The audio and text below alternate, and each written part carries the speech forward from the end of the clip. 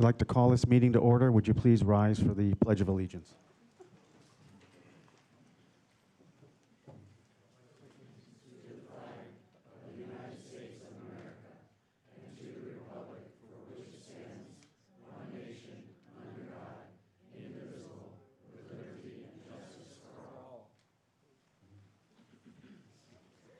And the person that was going to do our invocation tonight could not make it, so we'll take a moment of silence in memory of Jesse Jackson, Nancy Guthrie, and teacher Linda Davis from Georgia.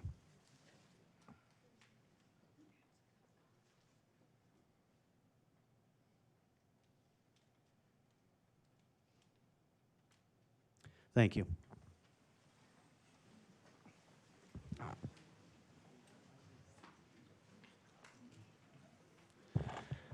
Town Clerk, could we please take roll call? Mayor Fidel. Present. Vice Mayor Skillicorn. Present. Councilmember Earl. Present. Councilmember Calavianakis. Councilmember Watts. Present. Councilmember Larrabee. Present. Councilmember McMahon. We have a quorum. Thank you. And we'll move on to summary of town events. Town Manager Rachel Goodwin. Thank you, Mayor and Council. Thanks to everyone for being here tonight. We have a packed house. I have a wide variety of updates that I'm going to share, so I'm going to move kind of quickly. First and foremost, this was just brought and dropped off here at the dais about 3 minutes ago. You might have noticed when you came in, we are beginning to promote our 250th celebration as part of the nationwide 250th celebration. You probably saw banners on the avenue. I'd like to share that our new shirts have arrived. So this does. It is a collaboration with State 48. So those are usually highly coveted. They are limited edition, and they will be going on sale to the public tomorrow. So feel free to swing by Town Hall to grab yours. We will also have them available at some select events coming up this spring. Speaking of events, we hosted the Concourse in the Hills this past weekend, and it was a tremendous success with more than 1,100 cars on display and thousands in attendance. It's a fantastic showcase for the community and a great turnout overall, and I would argue the weather certainly didn't hurt either. A reminder that this weekend is the Chamber's Fine Art Festival that takes place downtown. Please be aware of street closures and heavy traffic throughout the downtown area and plan accordingly. We also have the Teen Takeover scheduled for February 28th at the Community Center, hosted by our Mayor's Youth Council. Details about that are online, but it is open to all of our teens throughout the community. We also will be hosting our 3rd annual Dementia Friendly Summit. It's fast approaching, and registration has already surpassed last year's numbers, which is a great sign. This free event is scheduled for March 7th at the Community Center, and it's a valuable resource for anyone impacted by dementia, including caregivers, family members, and friends. We have attendees registered from across the valley, and you can still sign up now through the town website. In other news, our public works is well underway. Milling operations on Palomino began this morning. Residents should expect increased heavy truck traffic on the adjacent side streets throughout the week, but it is a good sign that we are moving forward with that project. You all may also notice that we have some new raised pavement markers that were installed in the roundabout last week, and additional markers are scheduled for installation along La Montana later this week, weather permitting. I want to pause on our updates, and I wanted to take a moment to recognize and thank our financial services technician, Sonia Kukula. Sonia's been with the town for 15 years, and she will be retiring on Thursday. Thursday's her last day, and we wish her a wonderful retirement filled with time with her husband, her grandson, and her soon-to-arrive second grandson. And I would be remiss if I didn't mention, I'm sure she'll be spending many hours cheering for her favorite teams, including both the Cardinals and the Phoenix Suns. So thank you so much, Sonia, for all your time.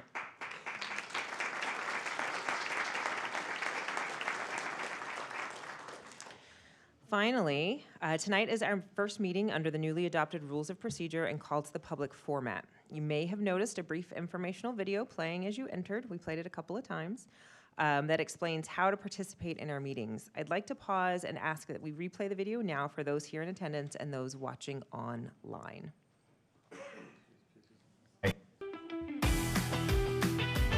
Hi, you're watching this because you want to know how to take part in public comment at our town council meetings.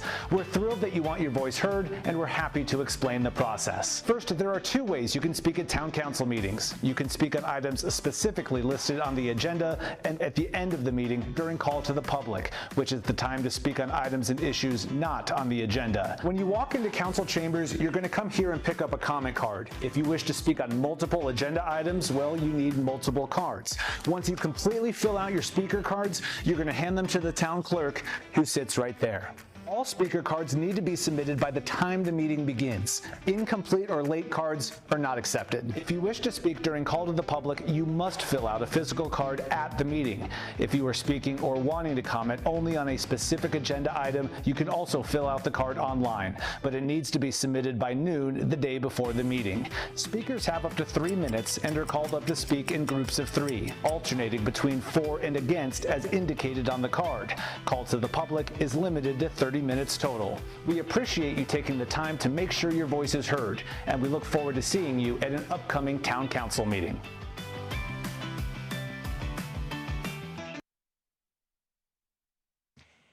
Mayor, the last item I wanted to remind is that we do have a meeting next week. We have our Tuesday on the 24th. We will be having our annual budget retreat meeting. It's so fun. If you guys would like to join us, you are welcome to. We will be here at 8:30 in the morning. It is usually a very long day, but I appreciate the dialogue and the direction that it provides. A reminder that while it is open to the public, we do not take public comment during that meeting. With that, Mayor, that's my update. Thank you. We have a lot going on in the town, for sure. We'll move on now to proclamations, awards, and recognitions, and we're going to start with the stellar students. And the mayor tonight is going to start with the Little Falcons. So we have 2 recognitions for Little Falcons. The first one is for Hunter Munch from the Little Falcons preschool. Is Hunter here?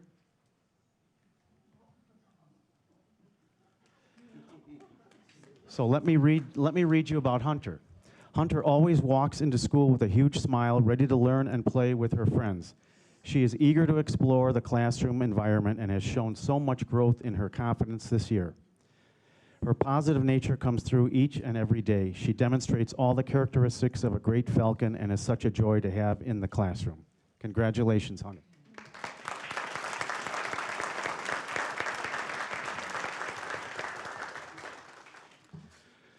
The second one is for Lucas Rubino. And this is kind of special for me because he's my great-nephew.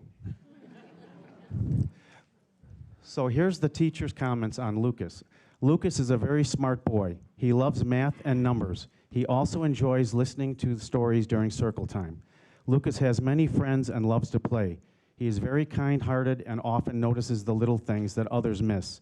Lucas is always willing to help clean up even when he doesn't make the mess. Lucas is a sweet boy, and I love having him in my classrooms. Congratulations, Lucas.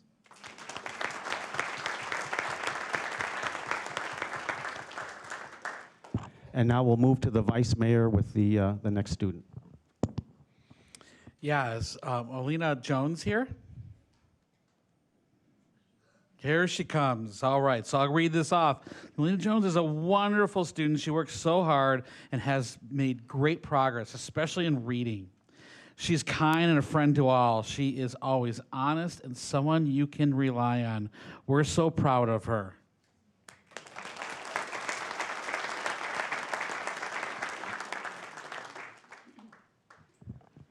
Councilwoman McMahon. Thank you. Wyatt Jensen, would you please come up? Hi, Wyatt. Wyatt is such a great kid. He's been working so hard and excelling at school, especially in math. He is kind to everyone around him and has worked hard to get focused and to be a good Falcon in class. We're all proud of his accomplishment. Congratulations, Wyatt.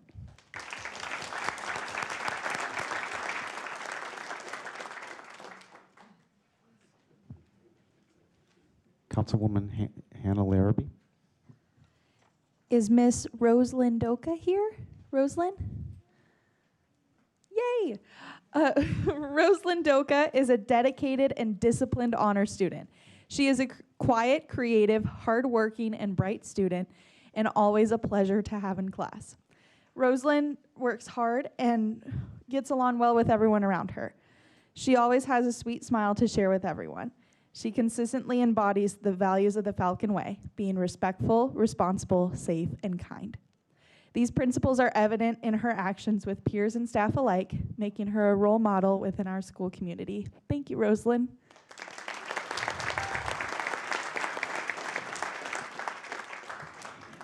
Councilmember Watts. I'm looking for Joshua Hill.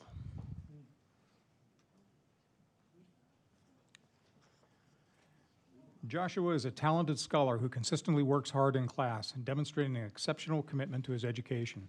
He is involved in our I-21 program, which caters to advanced learners in social studies, ELA, and science. He's also a talented artist who has won artistic competitions and even had his work published. Josh embodies the Falcon Way every day. He's a quiet learner among his peers, showing respect, responsibility, kindness, and safety. He's well liked and respected by both students and staff. Congratulations, Josh.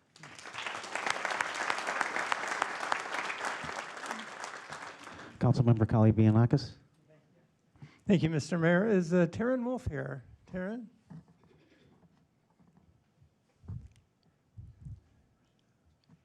Well, maybe she's not, but we still have some nice things to say about her. Taryn is a prime example of what it means to be a Falcon. She is never afraid to put herself out there and try something new, always representing the Falcon Way. She's positive, she's confident, and she's so kind to everybody around her. Not only is Taryn a wonderful student, but she's a very talented dancer and a new member to the Palm team. It's a pleasure, her teacher says, it's a pleasure to be able to teach Taryn Wolf every day.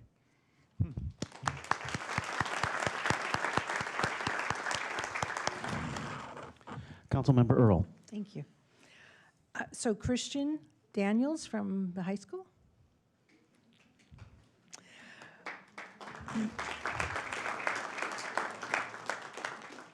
So your teacher, Sandra Levine, says, I can personally attest that Christian Daniels is a true Falcon. Not only is he a responsible and respectful student, his conscientious work ethic is an understatement. His growth has been amazing, both academically and as a young student. He is just a great kid. Christian is always helpful and is kind towards his peers. He is always a pleasure to see both in and out of class. I believe Christian will always strive for excellence.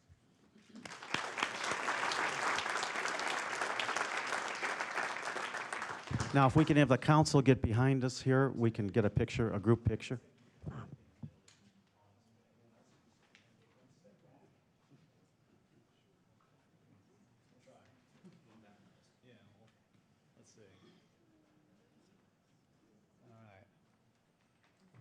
On three. 1, 2, 3. Awesome. Cool. Thanks, guys. Congrats.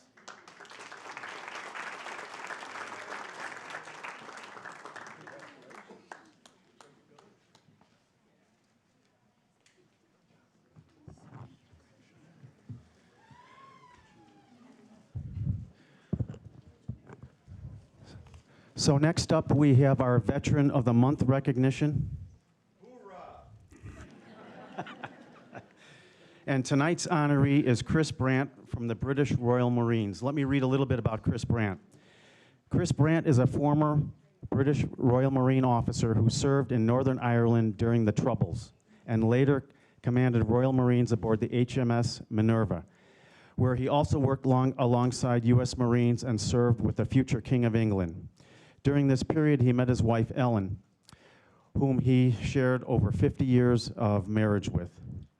After military service, he earned a degree from the University of New Hampshire and built a 31-year career in educational textbook sales with Macmillan McGraw-Hill, serving as president of the Arizona Educational Representatives Association.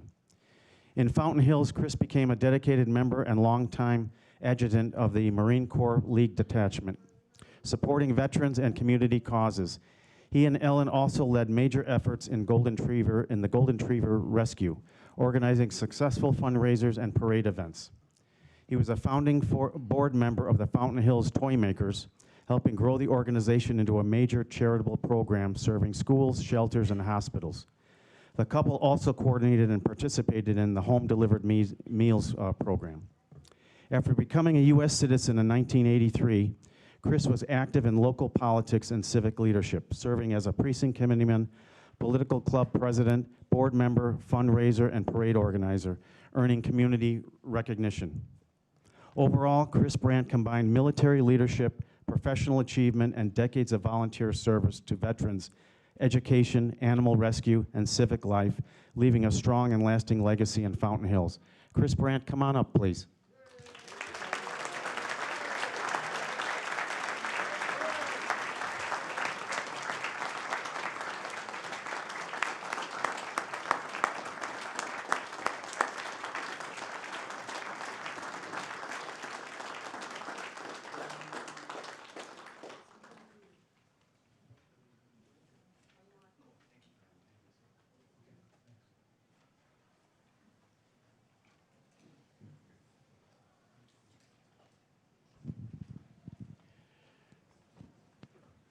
I love this country, and it's given me so much. It's given me a bride, beautiful bride of 51 years now, who I met on the flight deck of HMS Minerva when we visited back in 1973.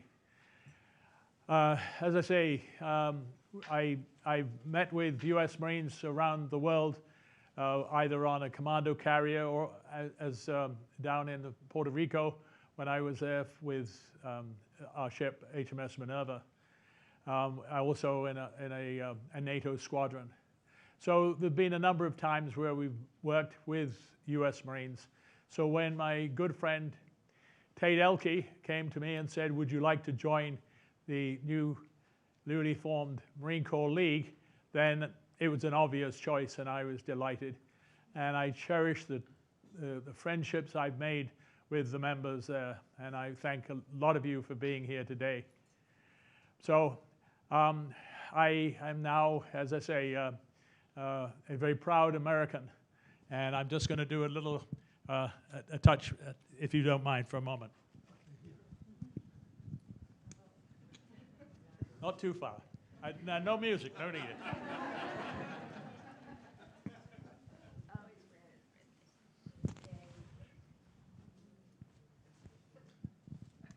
Here we go.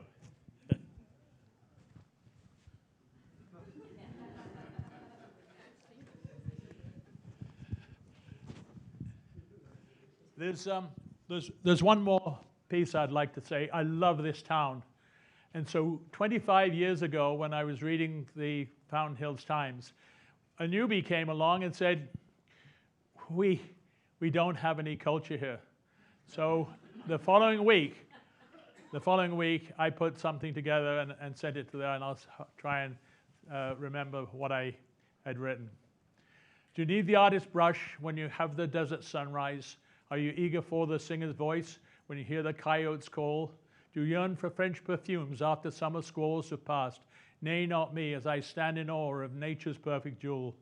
But how to tell to those far off who've never ventured close? Does a writer's pen succeed where the poet's verse does not? Nay, take my eyes and my ears and my Fountain Hill soul. It's only then that you will know where cultured lives exist. I thank you for being here. And next weekend, if you come to the stores, if you see, as you will probably see some of our representatives from the Marine Corps League outside those stores, please go over to them and say how do you do and thank them for the service. Again, I love this town, I love this nation, and I'm very proud to be an American citizen. Thank you very much.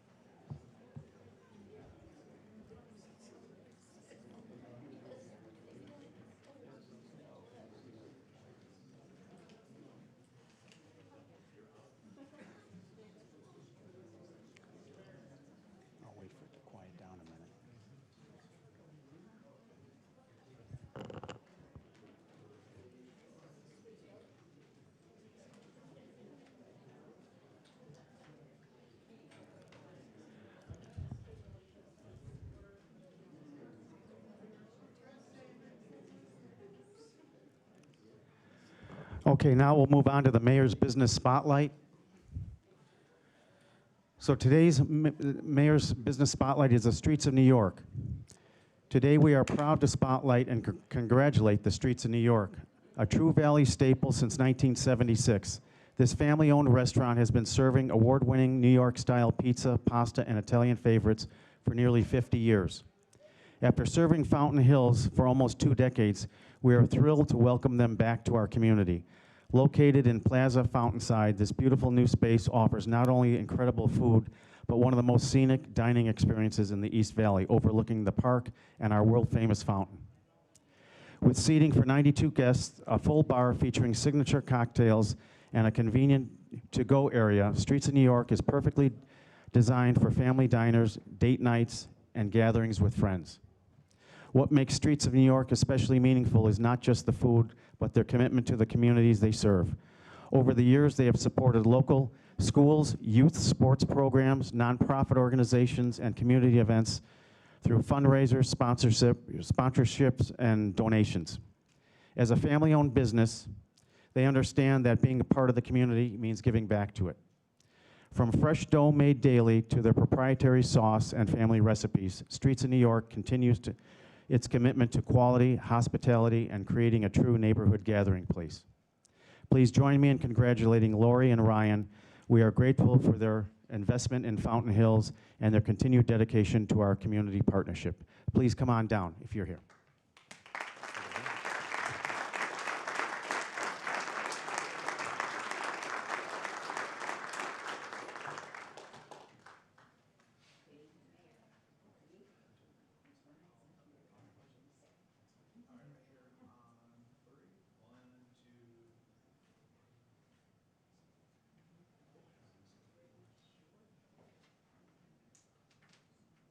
Good evening. Thank you, Mayor Fidel, Town Council members. I know some of you. Thank you so very much. And we are so appreciative for the support of the Fountain Hills community. We've been here for 20 years, and we're so pleased with our new location in front of the fountain. You've all supported us. You welcomed us with great open arms, and we're so thankful. I was here in Fountain Hills, I believe in 1977 or 78, when Henry Mancini was playing music for 4th of July in front of the fountain. I've had a strong connection to Fountain Hills, a desire to want to be here and be with all of you, a warm, lovely community. And honestly, this is what communities are all about, is the warmth, the friendship, the support, the children coming in, watching them grow, the systems that develop, the community support. We thank you for this opportunity. I've been doing this in Phoenix for 50 years with Streets of New York, currently employing 370 employees. I hate to think what that would be over 50 years. But anyway, it's a large number, and I'm so thankful and grateful to all of you and to Mayor Fidel for this opportunity to be here this evening. Thank you so much. Thank you.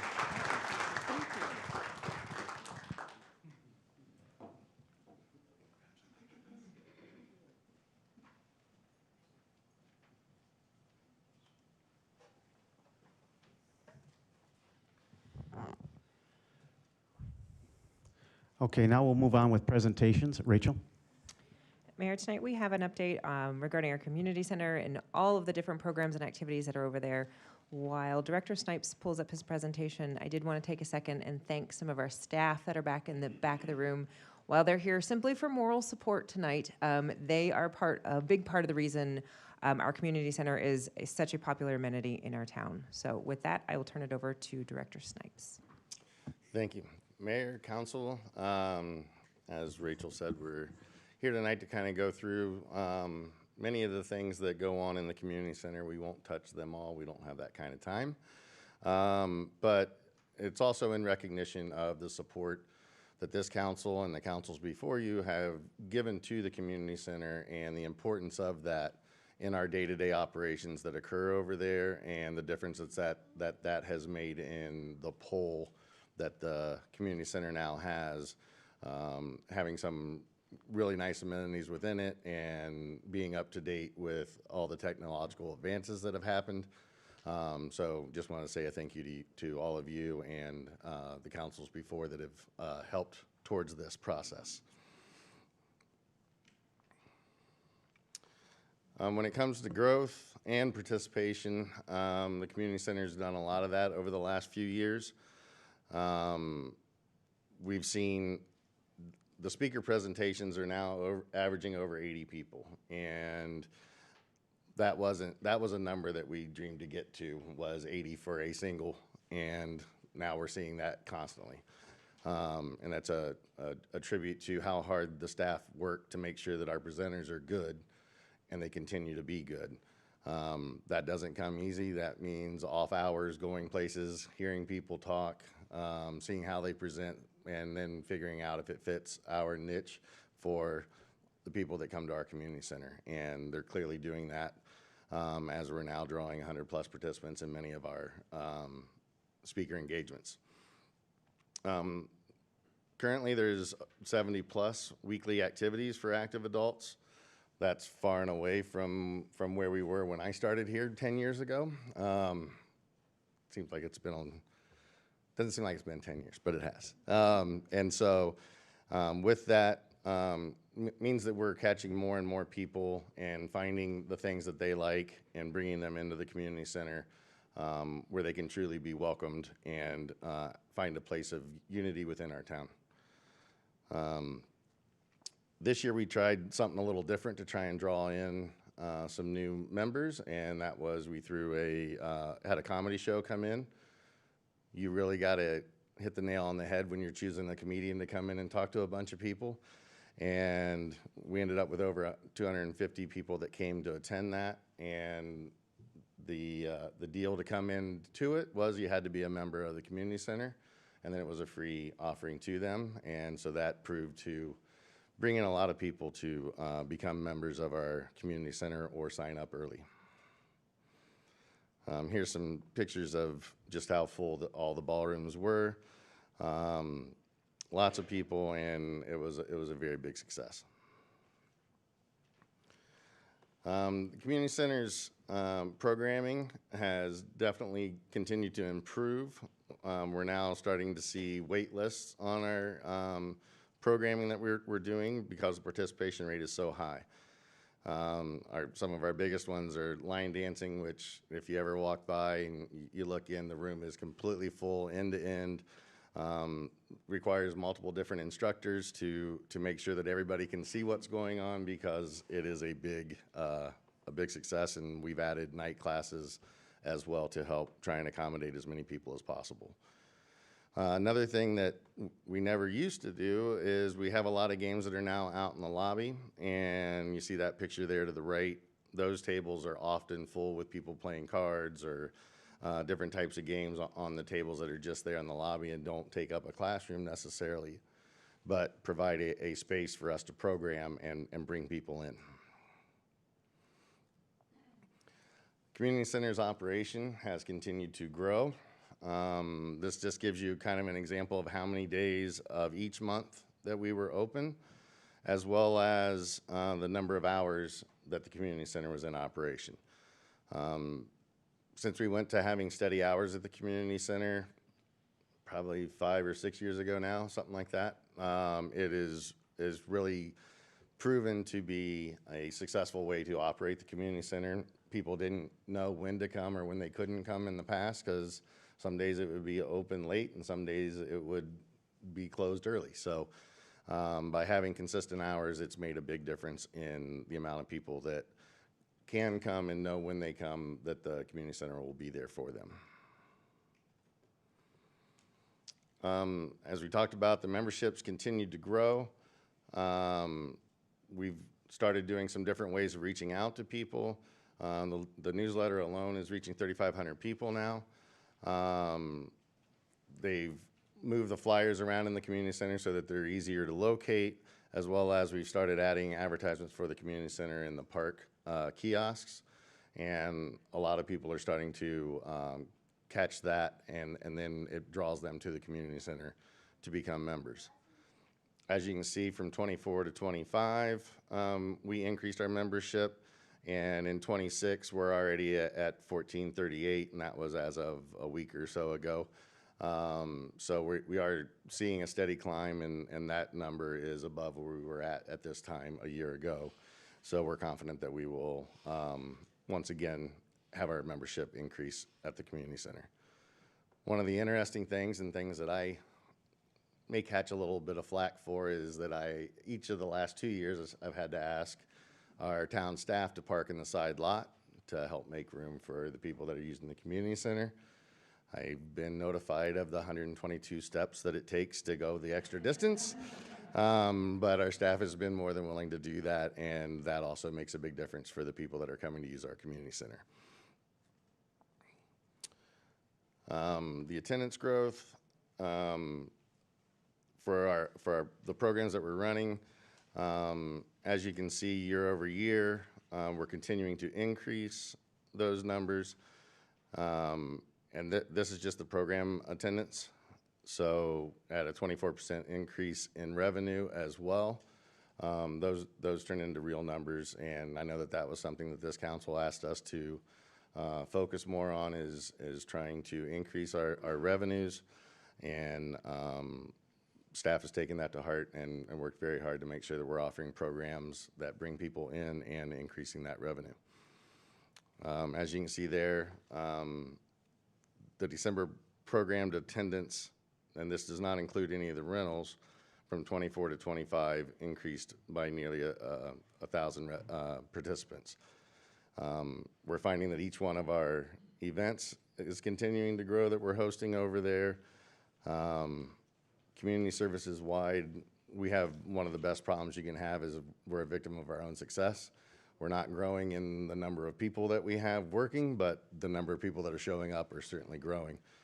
And to this staff's credit, they work really hard and continue to push and are willing to take on that extra load that comes along with having more participants and more people there in on a day in and day out basis. Have lots of new and expanding programs both. We offer just a little bit of everything for everyone. We try and find the spots that are hot, as well as continuing to bring in new programs to where that we can stay ahead of the curve and figure out what the next best thing is going to be. Mahjong is one of our big ones right now. We keep having to expand from classrooms to ballrooms, and that's a big jump when you start doing that, and then we're filling those up as well. So we have a really active community that are always willing to come in and spend their time at the community center, and offering good programs that make people feel welcome is why that happens.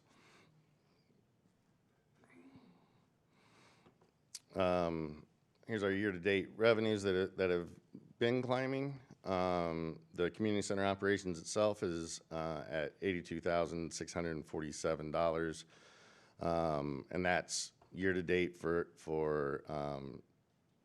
2/11/26.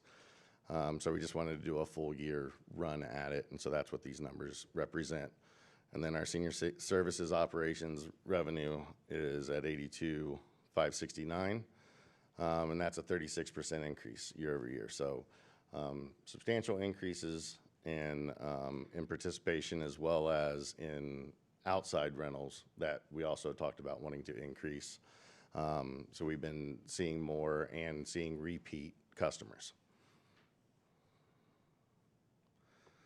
That's not all the community service that the community center offers. They have a lot of other things that are some behind the scenes and some off-site. But we're now averaging about 18 different pieces of medical equipment per month that are going out to help people that may just need something after an operation or have somebody coming to visit. And our community center staff works with them to get them the right piece. Sometimes people come in and they don't even know what they need or what we have, and we can combine the two of those to make sure that they're getting the right equipment and the best equipment that they can get. We also have our home delivered meals that are run out of the community center. I know several of you have or are currently participating in that. And that's just a great way to get out into the community and make sure that people have at least a good meal each day and spend some time visiting with our residents. Then we have the Give a Lift program and Make a Difference Day as well. The care cards and crafts. We were just talking this morning during our meeting about how someone that was on our home delivered meals who got a care card and craft for Valentine's Day and had reached out, called in and said how much it meant to them because they were having a bad day. And to see that someone had spent the time to make them a craft and write a nice card to them meant the world to them on that particular day. So it's just one of those things that we do on an everyday basis to run things, but when it hits home and someone appreciates it, it's really nice to hear back. There's also been recognition for the community center being the best event venue as well as the best community outreach. There's always something going on in the community center. So when people come in, we want them to leave a little bit happier than they were when they came in, and we're finding that is the case. Want to talk about our facility use and the rentals. We're down to having only 9 Saturdays left for 26 that are available. So when you ask for us to push and get more weekend rentals, we're doing that as well. And again, with the limited staff that we have, that means that everything has to be coordinated correctly.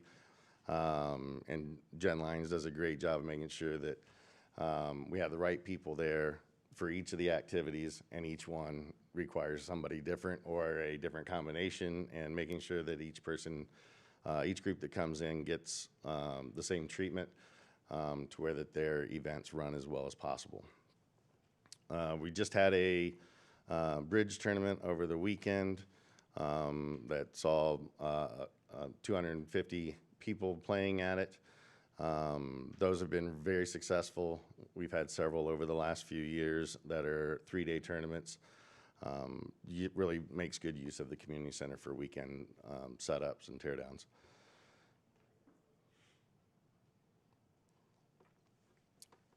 Lots of other things that the facility's used for mayoral debates, breakfast with Santa, sensitive Santa, season celebration. All of our holiday celebrations exceeded our expectations again this year, and we keep pushing the boundaries of what we can handle, and then talking about what we're going to do next to make next year's even better. We've gone to where that we're starting to combine our departments to have enough staff to run bigger events at the community center as well. As you can see, weddings, baby showers, senior expo, all the blood drives that we do throughout the year. It's a place that has a little bit of everything for the community. We're really excited about a agreement that we've come to with ASU's Osher Lifelong Learning Institute. We'll be hosting classes offered by ASU with expert-led presentations and learning opportunities for our community center members to attend for free, as well as bringing in outside people that go all throughout the valley. There's classes offered, and people travel throughout the valley to go to those. And so we're really excited to be bringing this in as well.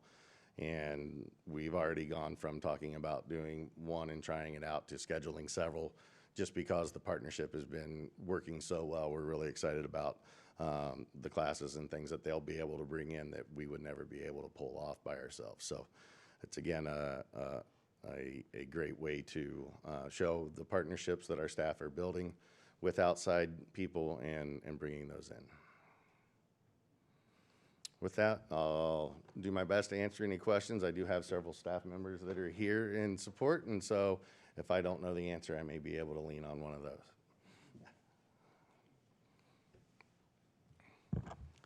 Councilmember Watts?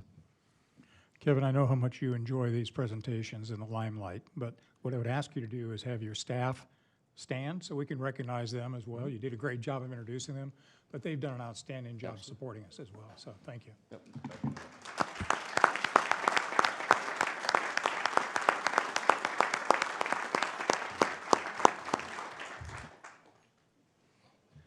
That was a very good presentation, Kevin. And the one thing that I know, having heard this several times in the community, is that our community center staff knows just about everybody that walks in the door. So if somebody's missing from an event or a card game or something, they're on it right away and they check on these people. So that goes above and beyond, and I don't know a lot of other communities that do that kind of thing. So again, kudos to the staff for taking an interest in our residents in our community. So that's well done, well done. Absolutely.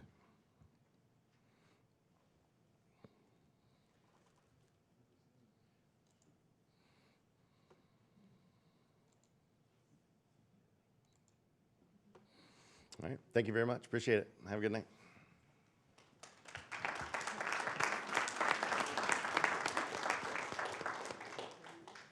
Now we'll move on to our consent agenda, and can I get a motion on that? Motion to approve consent agenda? Second. We have a motion and a second. Town Clerk, can I get a roll call, please? Councilmember Watts? Aye. Councilmember McMahon? Aye. Councilmember Calavianakis? Aye. Councilmember Earl? Aye. Councilmember Larrabee? Aye. Vice Mayor Skillicorn? Yes. Mayor Friedel? Aye. Motion passed. Thank you. We'll move on to our first regular agenda item, and that's consideration and possible action regarding the council subcommittee's recommendation for Planning and Zoning Commission to appoint one individual to serve a partial term from February 18th, 2026 through April 30th, 2028. So I move to appoint Mr. Charles McDermott to serve a partial term on the Planning and Zoning Commission from February 18th, 2026 through April 30th, 2028. I request a second for that motion. Second. Okay, we have a motion and a second. Are there any comment cards on this one? No, there is not. Okay. Can we get a roll call vote, please? Councilmember Earl? Aye. Councilmember Larrabee? Aye. Councilmember McMahon? Aye. Councilmember Calavianakis? Aye. Councilmember Watts? Aye. Vice Mayor Skillicorn? Yes. Mayor Friedel? Aye. Motion passes. Thank you. And we'll move on to item B, consideration of possible action regarding the solid waste agreement number 2026-044 with Universal Waste Systems. Rachel? Mayor, I'm going to turn this over to Director Weldy, but just as a brief preview, we issued an RFP this past fall for solid waste services. This is the conclusion of that process. The director will give us a little overview, and I believe we have a vendor presentation as well. With that, I'll turn that to you. Thank you. Mayor and Council, solid waste agreements for small communities like this, tight-knit communities, can be challenging. For the last 9 years, there has been one vendor, but arriving at that vendor almost 10 years ago was challenging to say the least. We've had an incredible amount of success going to a single hauler. There have been challenges, but all of our contracts have term limits, and the one that we are currently using is reaching that limit in January of next year. As part of the process, a very detailed request for proposals is published, not only on the town's website, but several other organizations grab that publishing or that posting and sell their wares and help. We received two, one of them from the current vendor, which is Republic Services. We are familiar with them. And the second one from a new firm that we were not familiar with. There are 4 of us that were selected to serve on this committee. And at times, it was challenging. As I look at the town manager, her patience were especially running out with me. But when you have hundreds of pages to read and you've got to go back and forth and read the math, and then you have to stop and go to the counter, I don't know, 75 times or take a phone call, it takes a little while. But please note that everyone that served on that committee was vetted and they did their job, and we sat and discussed some portions of it and we reached an agreement. We brought that agreement back to procurement, and we are here tonight to present that agreement to you for consideration. Now, please note that there is a representative from the proposed vendor in the audience, and he has prepared a PowerPoint and would like to share that with you if you're interested.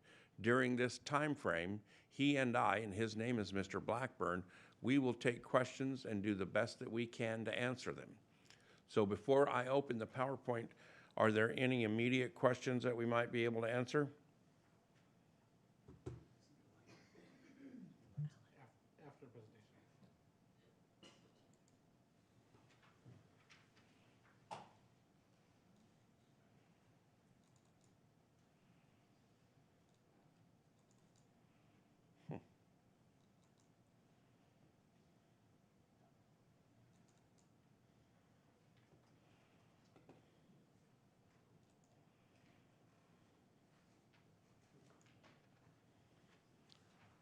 Mr. Blackburn?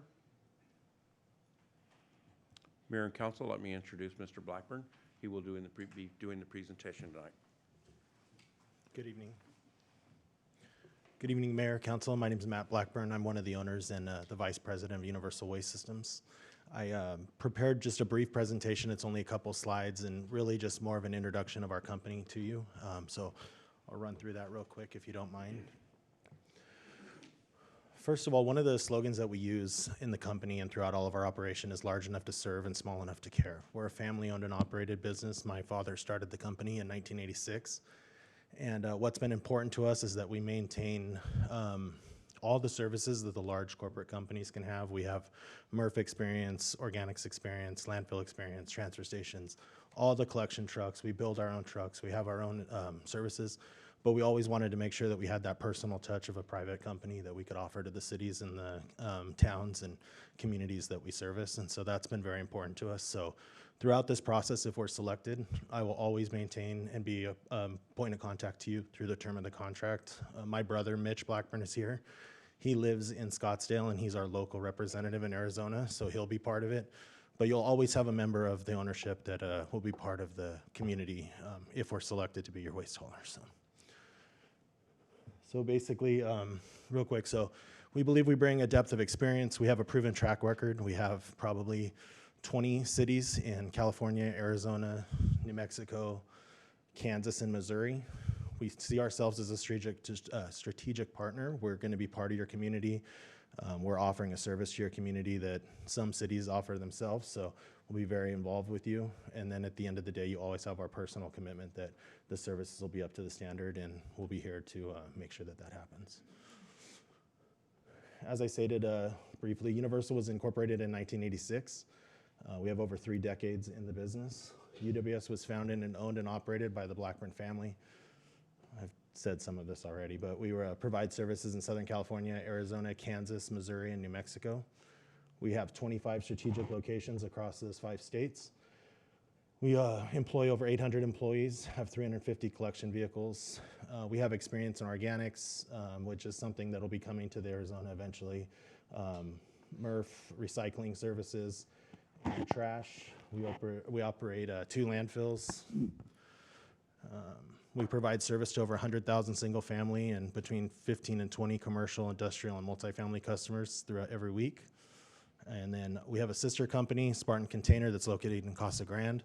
They build all of our trucks and equipment, and they'll be building all the equipment for this contract if we're selected. Our customer service is local, so we'll have an office here locally that will handle all the calls. They're backed up by a customer service center in Arizona, New Mexico, and California, but our primary point of contact will be here. We have the ability to translate over 100 languages, so we can offer all the services. I have a few stats. 98% of our calls are answered within the first 60 seconds. The average call length is about 1 minute and 50 seconds, and our average hold time is less than 30 seconds. So we really pride ourselves on being available to the community and making sure that we're answering the calls when they come through. This is just a brief video. I know that we're new to the area, so this is one city that we collect. I wanted to just let you see what our trucks look like, our containers, and see us out in the field, just to give you an idea of what you would see if we were selected to be.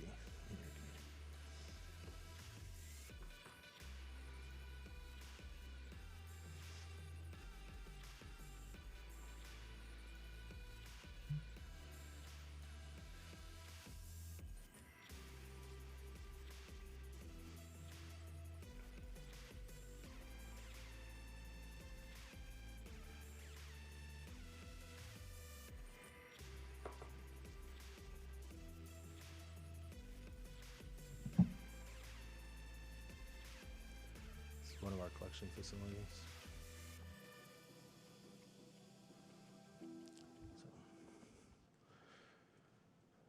The transition period, as was stated, can be challenging. We think we have it down pretty well. We've done it several times. We'll start with collecting data. Our reps will be out in the field. They'll be doing field audits long before we ever start any of the transition. We work with local vendors that will do all the container transition, and in a minute I'll explain to you how we track those for accuracy, and then all the collection vehicles will be ready and operational before service starts. So we've partnered with a local company that's created an app for us, and this app tracks every container movement that we make. So every container that gets delivered and removed from every house within your community will be pictured, timestamped, and dated, so that we can verify service as we go through that transition process, which can be complicated. We can always go back. It's all done in real time, so we'll be able to immediately know if the trucks have been there, if the container was exchanged, and we'll have proof of service as we go through. And this will last throughout the contract. All of our bulky items, container exchanges, any miscollections, anything like that will go through the system, so we're always tracking. At the end of the day, our core values are centered in faith, trust, integrity, and hard work. It's our commitment to provide exceptional service at a fair rate to the communities we service, and you have our family's guarantee on that. So I'm here and welcome to answer any questions that you may have.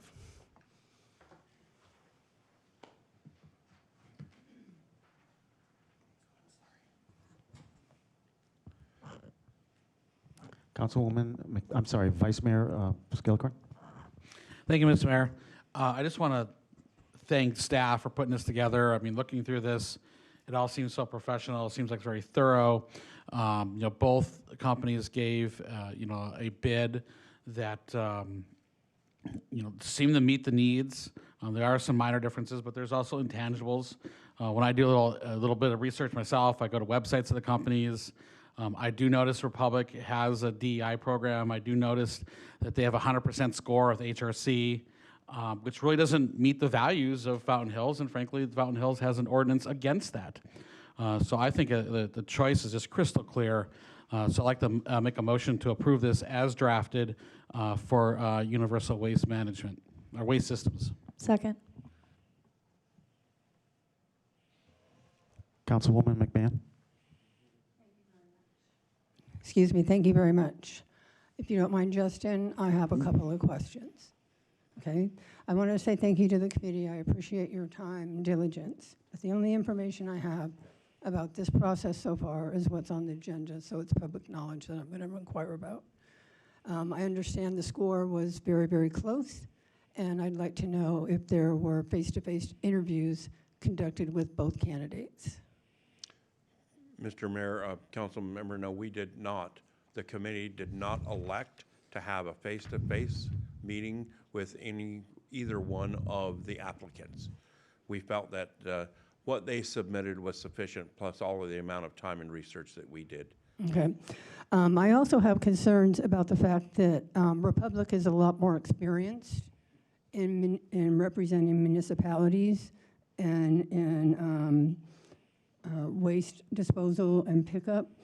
And this company is new to Arizona. They currently pick up trash in a very small, unincorporated town in Arizona City in Pinal County. consisting of 5,300 homes. I'm sure we have a lot more homes than that, and it concerns me, their experience compared to our long-term 15-year relationship and experience with a quality company like Republic. So I have concerns about that, and I'm just letting you know.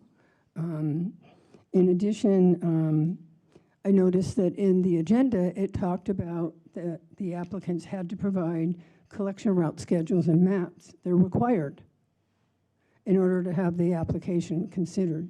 And it states that the proposer shall include a proposed route schedule and maps detailing the collection areas, route sequence, corresponding days of the week.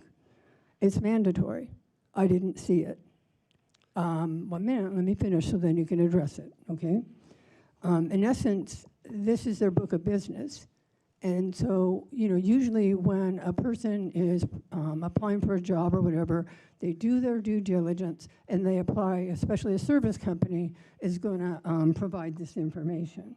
So why wasn't an actual, do you know why an actual map was not provided even though it stated it's required?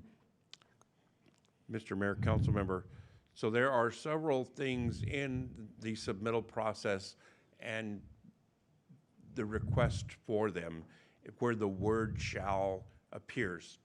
If you read a little bit further down into the next paragraph, we use the word may, and that allows for not only the town, but the committee members to determine whether or not the submittal package is complete. In regards to this one, we felt that the package was complete. Please note that as part of this agreement, we will work through the current vendor, and if they are selected, the new vendor, to develop these routes and make sure that all of the route information is accurate. I have a question about that too. Because again, why are they relying on their competitor to provide this information? Have they already agreed in writing to give this information or not? Council member, they're not relying on the competitor, they're relying on town staff. And Is we've it town simply not staff's, provided that is yet. it town staff's job to provide that information? Yes, and yes, ma'am, it is. Okay, thank you for asking that. Time, I think. We're allowed a couple minutes. I'm asking questions due to the presentation, please. Thank you. And I have a couple of them. Is their trash pickup going to be like on the same day? Are they going to provide hazardous waste and electronic waste pickup annually and provide for that? Because that's a couple $100,000 in value that Republic already provides. And you know, I'm not sure about the contract savings because you know, I know that the contract says it's 5 years, and in, what is it, 3 years, they can raise it up to 5%, where I understand Republic raises, you know, has a cap of 3%. So in the long run, if some of the similar and same services aren't provided, it's really may cost the town more. So I have concerns about the reality of the cost and the true savings that each consumer is going to receive. And there's another area too that it states in there that they don't have a contract with with Republic's recycling facility. That if they don't get that written agreement, then do they have that written agreement? So, Councilmember, there's a whole lot of questions there. We're going to kind of unpack them in categories. So let's go all the way back. So the service level or the level of service and the dates of service will not be impacted by this new agreement. It'll be the same date. The difference will be in regards to the bulk waste will be quarterly, and it will be on the same day that the regular is picked up. In regards to the household hazardous waste and electronic recycling event, there is a minor change to that, and that changes the vendor has offered to provide to us the restroom facility and the hand washing facilities for those events. We'll discuss some other ones later on as part of the agreement. In regards to the current contract and the rate increase, there is a section in that paragraph that states they are required to submit that in advance to the town. And not like any other contract, if there's a substantial change that exceeds the procurement or the town manager's authority, staff will be right back in front of this elected body or the elected body at that time to discuss that. Okay. What about their trucks? Are Mayor, they point of lighter order. than the current ones? Is it going to be more damage to the streets or not? And in addition, I'd like to go back and revisit the green recycling center. Point of order. What's your point of order? Mayor, our new policies say that you have 2 minutes and then other people would be permitted to speak. I don't believe a timer was even set. Would you finish this one question, and then we'll move on to the next council person? That's my question about they don't have a contract with Republic for the recyclables, and they'd be driving out to Apache Junction. And my concern with that is that's 30-some miles away from here. The wear and tear on the Beeline Highway, the wear and tear on streets to Mesa, the wear and tear on Highway 202. I mean, that is a considerable consideration to make. Are there intergovernmental agreements about that? You know, do you need to involve MAG or anything like that? Because that's going to create damage to streets that we have no business creating damage to. And I have a really big concern about that as far as liability for the town. Councilmember, so the logistics and the transportation related to that, all of their trucks are state-of-the-art. They are providing trucks from a neighboring state that has far more compliance mandates than this little community. In regards to the use of the state and local highways, there's not going to be a substantial increase for the recycling. Most of the same transportation or logistics are going to be going to nearly the same areas. In regards to bearing the responsibility to haul that recycled material to a different location, that's not our responsibility to manage, it's theirs. Our responsibility is to ensure that they comply with the agreement. I understand that, but we don't drive, we have it right here down the street. We Point don't of drive order. that far with our trucks. Well, not getting into the weeds a whole lot further, you'll recall that that facility burnt down some time back, and the town's recyclables were taken to another location. So I'm not going to get into their business and what they may or may not be able to accomplish in the future, but they have currently met the requirements for us to bring it forward tonight. Thank you for answering my concerns. I sincerely appreciate it. And thank you for letting me ask them. Councilman Watts? Justin, I'm going to try to be as succinct as I can, and I ask for your succinctness as well. One of the things that jumped out at me was in the certificate of insurance. It says the city of Fountain Hills. We were a town, and sometimes the additional insured can be problematic, so I asked that we make sure we get that changed. Have we ever had any rejected loads for recycled materials? Mr. Mayor, council member, are you referencing the current agreement? With Republic, as it stands today, have we ever had any rejected loads for hazardous materials? I'm not aware of any, and had there been any, it would have been from them to their own facility. Thank you. The liquidated damages, are they stipulated in the contract? Yes, sir. And a payment bond, I saw a performance bond, but I don't see any payment bond. Is there a payment bond required? Yes, and all of that will be part, and it's a relatively large sum of money, that will be part of the agreement and handled through the procurement officer. Right. They got an 88.8. What was the missing 11.2? I can only comment on the stuff that I reviewed and not the others because I don't see what their responses. There were simply some things that they didn't measure all the way up to 10. Maybe they got a 7.5, in my opinion. Nothing jumps out at you as to anything that's problematic? No, anything that I had any concerns about, I did my research on and spoke to others in the building regarding that concern. Thank you. I think that overall, I thought that the staff did an excellent job. I thought the RFP was extremely detailed. The responses were extremely good. Is there anything in United's or Universal's proposal that is currently, that they have excluded, that Republic has included? No, sir. So it's, whether it's grants, whether it's the number of bulk, anything that Republic does today, we've got it included in the Universal's proposal. Just to be clear, one has nothing to do with the other. The solid waste agreement has nothing to do with the grants. I understand that, but Republic has been beneficial to the town by providing grants and funding and ancillary type of support to the town. Do we have that same expectation for Universal? Not standing before you tonight, sir. I'm not going to put them on the spot and ask them for something. It would be inappropriate for me to ask that as a contract administrator. You want me to ask them? You're more than welcome to ask any questions you'd like, sir, of them. Thank you. You're welcome. On behalf of the staff that did the work, they're behind me. Thank you Yeah, they for did your a good kind job. words. Thanks.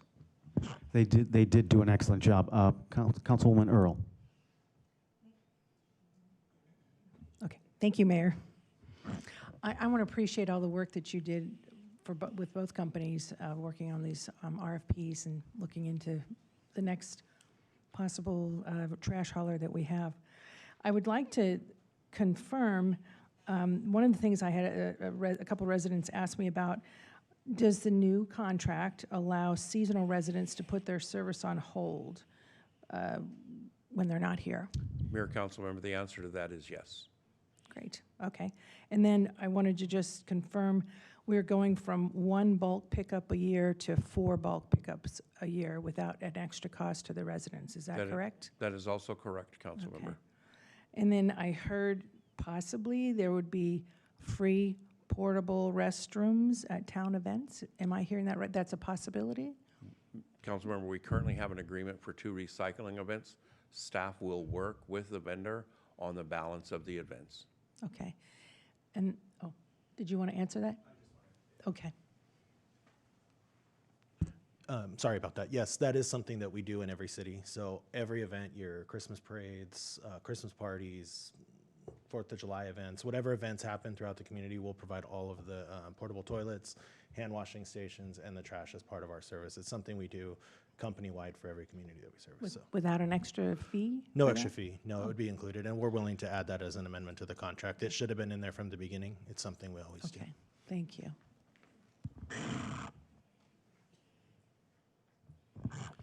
Councilwoman Larrabee? Oh, I'm sorry. Brenda? Thank you, Mr. Mayor. Yeah, I'll make it really brief, and I would like to reserve time after the comment cards to make another statement. But when I'm looking at this, the average score, 87.8 to 88.8, this was a close call, no doubt. Is that correct? Mr. Mayor, council member, that is correct. Yeah, and so I think that's important to bring out.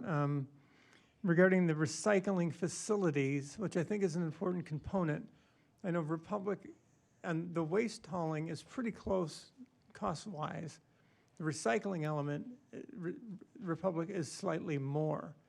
Now, you and I, and part of this council, went to Republic and we looked at the new recycling facilities that are state-of-the-art. And it was a great tour, and I know they spent a lot of money trying to get clean recycling that is actually usable as compared to a lot of the country when there's a lot of recycling, but there's so much foreign matter in there. It's basically garbage, and it gets hauled off to China. This facility that I guess they're not going to be using, that's going to be in Apache Junction. Are you familiar with that recycling facility? Yes, council member, I'm familiar with the landfill and the recycling facility. And again, is that a state-of-the-art, up-to-date facility? Because there's a substantial savings going to that one as compared to Republic. Could you just give us your observations? I would use the term, it's an efficient one. It's certainly not as new as the near or the closer one. It is an efficient facility that operates at the capacity designed. And again, when the recycling process is as pure and usable as the one that they use for Republic, because we specifically talked about that when we did the tour, that when you have the recycling facility, it's the bundles that come out, are they usable for recycling or not? And we had a conversation on that, and I'm just wondering, is the one at Apache Junction going to be as high quality as the one that we're currently using? I'm not able to answer that question because I've not reviewed their finished product bells that they prepare. Okay, thank you. You're welcome. Councilwoman Larrabee? Justin, I want to first of all thank you and your staff for all of your hard work on this. I know that we had our executive session not that long ago, well, actually fairly long ago, regarding the RFPs on these. So thank you for putting these together. My question was, I think you had mentioned how many proposals did we receive that were complete? Mayor, council member, we received 2 proposals. We received 2, and this was the more affordable option, the cheaper option? Council member, it was not only the more affordable, but it checked several other boxes for the different reviewers. There were 4 of us. Thank you. And out of the 4 reviews, if you're willing to share, was it unanimous? Was it kind of tight? What was kind of the feeling of that room for the committee? I would be the outlier on that. My score didn't align with some of their scores. It's a little bit different. I've been doing this for quite a little while here for solid waste. Outside of that, yes, you could refer to it as unanimous in regards to the winning score. Okay. Thank you. No further questions. You're welcome. And thank you for the kind words again. The people that do all the hard work are back here, I believe.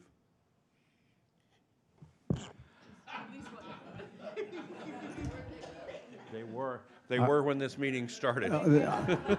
They're ducking right now. I think we'll move on and see if there's any comment cards from the public on this. Yes, Mayor. The town received 2 written comments with a position of 4, and we received 5 cards from individuals requesting to speak. So with that being said, I will start with Larry Myers, followed by Sadiq Young, and then Tammy Bell.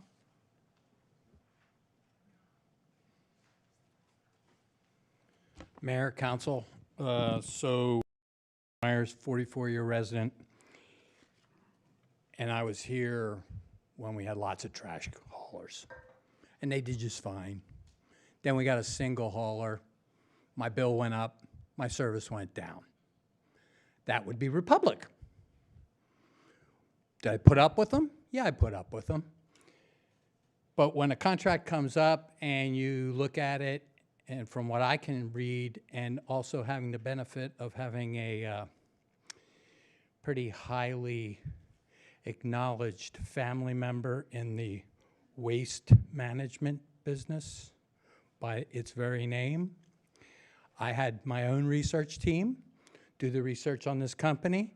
They compete vigorously in Southern California, where this much stricter than here. You can't breathe over there, am I right? So I don't have any doubt that they'll do just fine collecting our trash from Fountain Hills. We have 10,578 single-family homes, I think at my last count, in Fountain Hills. So, okay, so they serve a city that's half as big. I look forward to you guys approving this contract because 4 bulk pickups a year as opposed to 1 on the property sizes that are here in Fountain Hills is a major cost savings to residents. Big. I use it a lot, and I pay a lot of hauling costs down to the dump because we only have 1 pickup. So wherever I can save some money, I like to save it. I'm sure that's the way the Fountain Hills residents see it as well. I think these guys will do just fine. A trash truck's a trash truck in my view, and I don't really give a crap whether they beat up the 202 or not, because if you ever go on that road, there's lots of trucks on it. So, and by the way, my wife happens to be employed by the Pima Reservation, so that landfill is part of her overall employer. And I think, I hope you guys approve this contract because I see cost savings in it. I see conveniences in it that I don't see from Republic. I never have seen from Republic, and I never really wanted Republic. So I was, like I said, I was happy with my previous hauler when we had lots of haulers. and I don't think we'll see any additional damage to the streets because a route is a route is a route. Thank you. Please approve this contract.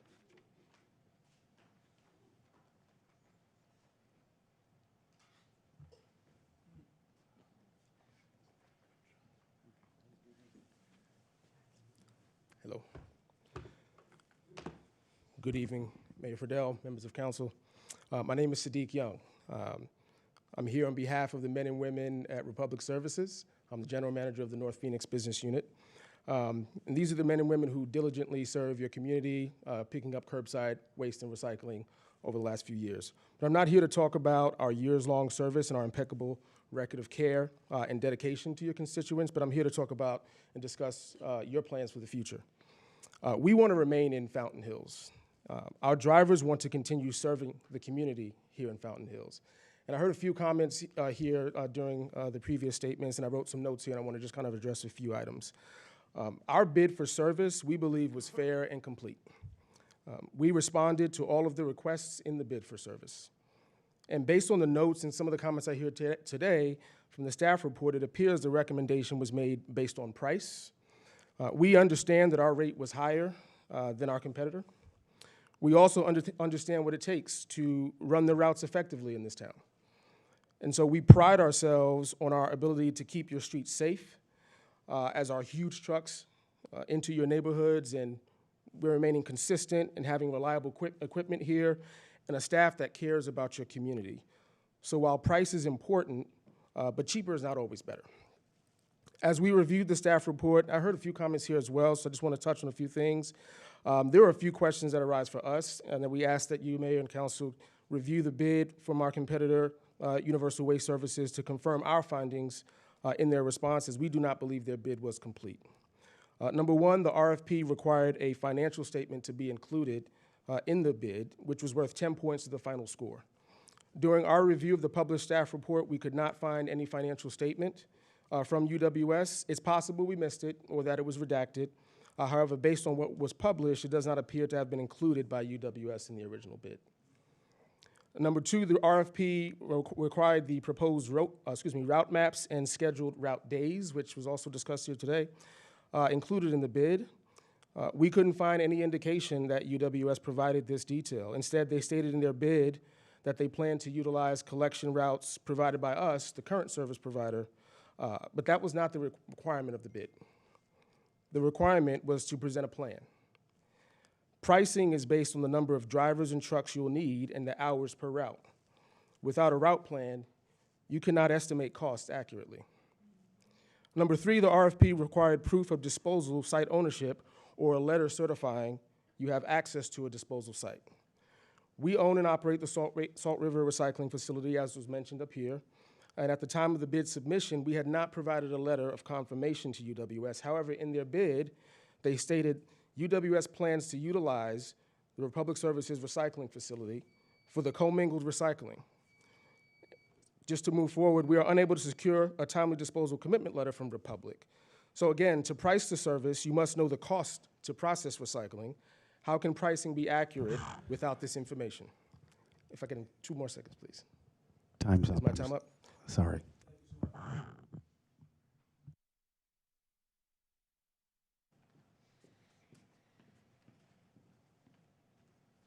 Good afternoon, Mayor, Vice Mayor, council members, and staff. My name is Tammy Bell. I'm a 20-year resident of Fountain Hills, and I am here to speak as a resident, not on behalf of anyone else. You are faced with a decision tonight with a very narrow scorecard, 1 point. And I know that the committee worked very hard, and I respect the amount of work and time that they put into that. In addition to the committee scoring, I am here to respectfully ask you to also consider the values and the history of our town. I'd like to share a quote with you.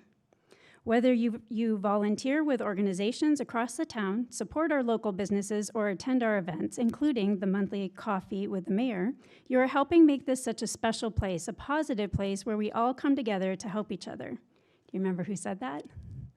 It was Mayor at the State of the Town last month.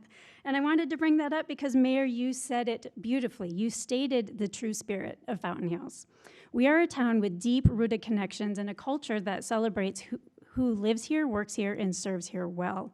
You demonstrated that tonight with stellar students, with honoring our veteran, honoring our local business. The Hall of Fame celebrates individual service. The Chamber Gala celebrates contributions that enhance our quality of life. And the Fountain Hills Community Foundation, we know they work so hard to raise money and give it right back into our nonprofits. No one could argue that Fountain Hills is a special town with small town character that values service, partnership, and those who invest in our community's well-being. So with that, I return back to the agenda item. These two companies are separated by one single point. I really like you to consider what is not on that spreadsheet. Republic Services has done just as the mayor has encouraged us all. They have had a partnership with this town. They have invested in local nonprofits. They have supported community events. They have shown up consistently. They are not just a vendor or a signature in a contract. They are a known and trusted partner who has intentionally become a part of the fabric of our community. I respectfully ask you to consider not only the committee's recommendation, but place real weight on relationship, trust, history, and demonstrated generosity, because those very things are what makes Fountain Hills a very special place to live. Now, please don't just take my word for it. If any of you know me, you know I like data, so I did some research, and I did find that the longest running study, the Harvard Study of Adult Development, does show that HQRs, that's a high quality relationship, are one of the strongest predictors of individual health, community well-being, and long-term economic and social stability. That said, communities thrive when relationships are strong. And I'm just here today to say I hope you take that perspective into mind when you make your decision. Thank you for your service.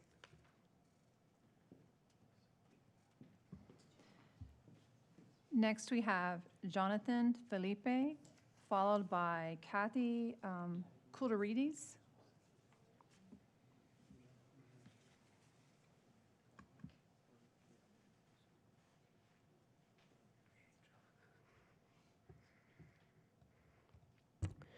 Good evening, Mayor and Council members. My name is Jonathan David Philippi, and I've spoken here before. I'm 13 years old, and I want to start with one simple idea. The decision you make tonight can shape the kind of town my generation grows up with and the kind of town our seniors can continue to live in comfortably. I understand the council is considering replacing Republic Services with a new refuse contractor. I know budgets and contracts matter, but I respectfully ask you to consider something just as important: community impact and long-term relationships. Republic Services hasn't only collected trash in Fountain Hills. They have supported organizations that help young people, including programs that provide safe places, mentorship, and prevention efforts to keep teens healthy and on the right path. Those programs make a real difference to families and kids like me. At the same time, Fountain Hills is a town with many senior residents. Reliable, consistent services are not just convenient. They help seniors remain independent and comfortable in their homes. Consistency matters, here more than in most places, because stability is one of the reasons people choose to live in this community. Changing contractors isn't just changing trucks. It can mean confusion, transition problems, and the loss of relationships that took years to build. A new company may make promises, but a company that has already served this town has a record we can see. I am not saying that Universal Waste Systems is bad, but I feel Republic Services is the better option. So before making this decision, I respectfully ask you to think about what Fountain Hills values most: stability, relationships, and people who invest in this community over time. I may only be 13, but I know this: a town that takes care of its seniors and invests in its kids is a town that's thinking ahead. And before you vote, please remember trash contracts can be replaced, but trust can't. Thank you for your time.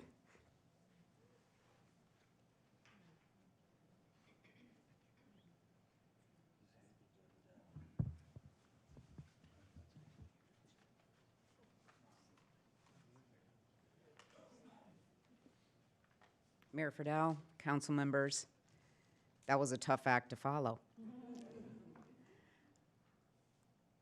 Ditto what Jonathan said. This is an important decision. Buyer beware. We are dealing with an organization that has been serving our community for many years. We know who they are. They know who we are. They operate safely in our community. They operate with steady hand, And I think it's important for us to make sure that we know exactly what we're buying here. A lot of companies will come in low bid to try and get that business, and you don't know where it's going to go. We know what we have right now with Republic Services. And as a 19-year resident of Fountain Hills, I am against the consideration of the solid waste agreement with Universal Waste Systems, and I am for maintaining our relationship with Republic Services. Thank you.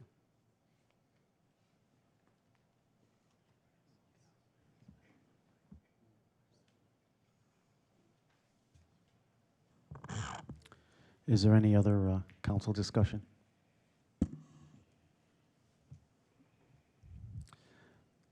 Councilwoman Larrabee. I just had a quick, I think it's a point of clarification. I might be using the wrong term.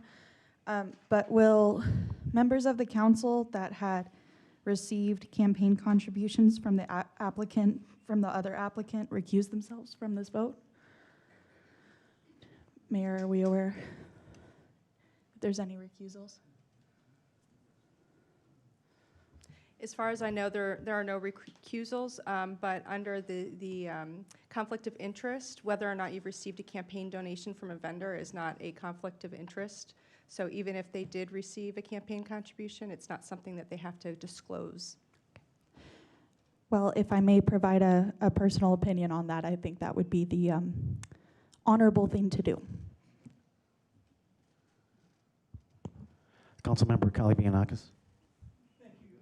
Mr. Mayor, yeah, in full disclosure, before this meeting even took place, I had conversations with the town manager, and I requested that this vote be postponed for 2 weeks and that we go into an executive session so we can study this further. You know, I'm not new to this game. I've done other requests for proposals. We get resumes, we get cover letters, we get a lot of information on the request for proposal, who's applying, and then we can look at them. I understand that state law says that the requests for proposals can't be made public until after the bids have been accepted, and this council has said what it's going to say, yes or no. But that doesn't preclude the council, just the public, from looking at these requests. I think Sadiq has brought up very good points about this process. And for us to just overlook the process, did they have all the required information that would be required on an RFP? I want to know before I vote if everything was provided equally and fairly. I know that there were some immaterial things that were missing. I want to be the one that determines what is immaterial, because I think that's Point of order. That's what the people. Point of order. Your point of order? I'd like to ask, is this discussion appropriate right now? Of course May I it ask is. the attorney, is this discussion appropriate right now? What she's saying? If there are questions regarding the legality of the procurement, we should take that into executive session. And so to continue, that is what I asked. I think that's what we should do. I think 2 weeks isn't going to kill anything. Are you asking to move into executive session right now? No, I would like to put this off for 2 weeks and then go into executive session when we have the time to review the RFP more completely. That's what I was asking. Then you make a motion to postpone. Okay, make a motion to postpone for 2 weeks so we can go into executive session between now and then. Second. Mm-hmm. We already have a motion and a second on the floor. The motion, actually, this would be a motion to, technically, it's not postponed, but the motion to postpone takes precedence, so we go ahead and vote on that, and then if it fails, then we continue on. Point of something, sorry, clarification maybe again. Mayor, is that okay? Technically, it's a motion to table would be the actual. That's what I think. Yeah. Can't we just make a motion to recess into executive session? Well, right now, the Okay. motion to table been put on the, unless it wants to be rescinded, has been made. So that one takes precedent over the motion to go. So we need to do the motion to table, although if there was then a motion to go into executive session, we could do a new motion to table after the executive session if that was the decision. I guess I'd be asking if, Mayor, if the council member would be willing, we could just recess now for executive session if there's concerns, rather than postpone. No, I appreciate that inquiry, but I think the information that would be needed would require way more time than we have tonight, and it would go well past midnight. Mayor, may I ask the council member what information would take 2 weeks to get? I think what Sadiq said publicly would be the things would be looking for. And it would be for this council to review the RFP. I know the public can't review it, but the council We can't do that either. Yeah. That's not following proper procedure. So you have a motion to table. Did you get a second? Yes. Who was the second? McMahon. All right, so we need to vote on that? Yes, Mayor. Roll call vote, please. Councilmember Calavianakis. Aye. Councilmember Watts. Nay. Councilmember Earl. Nay. Councilmember McMahon. Thank you. Councilmember Larrabee. Nay. Vice Mayor Skillicorn. Nay. Mayor Friedel. Nay. Motion fails. Okay, 5 to so 2. if I may proceed then, with my motion. Point of failing, order, I isn't there a still- time limit that I recall? That was one issue, then I did want to make. Motion to call the previous question. Second. We have a motion to call the question and a second. Can we get a roll call, please? So would this suspend all further discussion? So Point of order. we're going to vote on something that's going to affect every. Without being recognized? Point of order. Can I be recognized? So what are we voting on, please?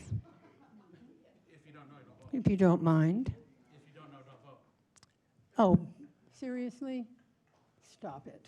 He's calling. I would like to know what we're voting on, He's please. calling the question to end debate. Correct. So the motion on the table is to call the question, which would end debate. It's been Thank motioned and you. seconded. Roll call, please. Councilmember Watts. I love being first. Aye. Councilmember Earl. Aye. Councilmember Larrabee. Aye. Councilmember Calavianakis. Nay. Councilmember McMahon. Nay. Vice Mayor Skillicorn. Yes. Mayor Friedel. Aye. Motion passes 5 to 2. Go back to the original motion and second that was issued some time ago. Can we get a roll call, please? And just to clear what the motion is, it's to accept this contract as presented. Yes, Mayor. Councilmember McMahon. No. Councilmember Larrabee. Aye. Councilmember Earl. Aye. Councilmember Calavianakis. Nay. Councilmember Watts. Aye. Vice Mayor Skillicorn. Permission to explain my vote? Go ahead. So as council members, we do have a fiduciary responsibility to the residents of the town.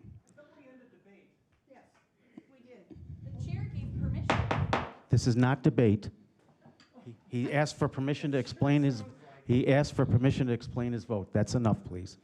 Yeah, so the council has a fiduciary responsibility to the people of the town. Typically in the bidding process, you go with the lowest responsible bid. There was a lowest responsible bid. Are you lecturing us or explaining? Point of order. And I'd just like to point out that going with Republic Services is a 32% increase over the bid that appears to be passing. So I just want to remind people that a 32% increase versus actually a small decrease for the people of Fountain Hills.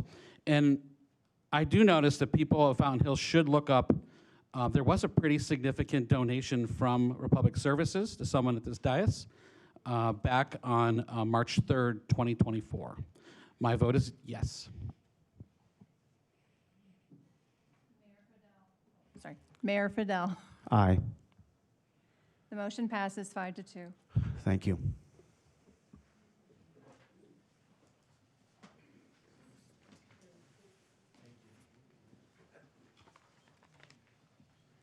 Moving on to item 9C, discussion and possible direction relating to creating a placemaking strategy for murals on the exterior of buildings. Rachel? All right, we're moving into a very different type of discussion now.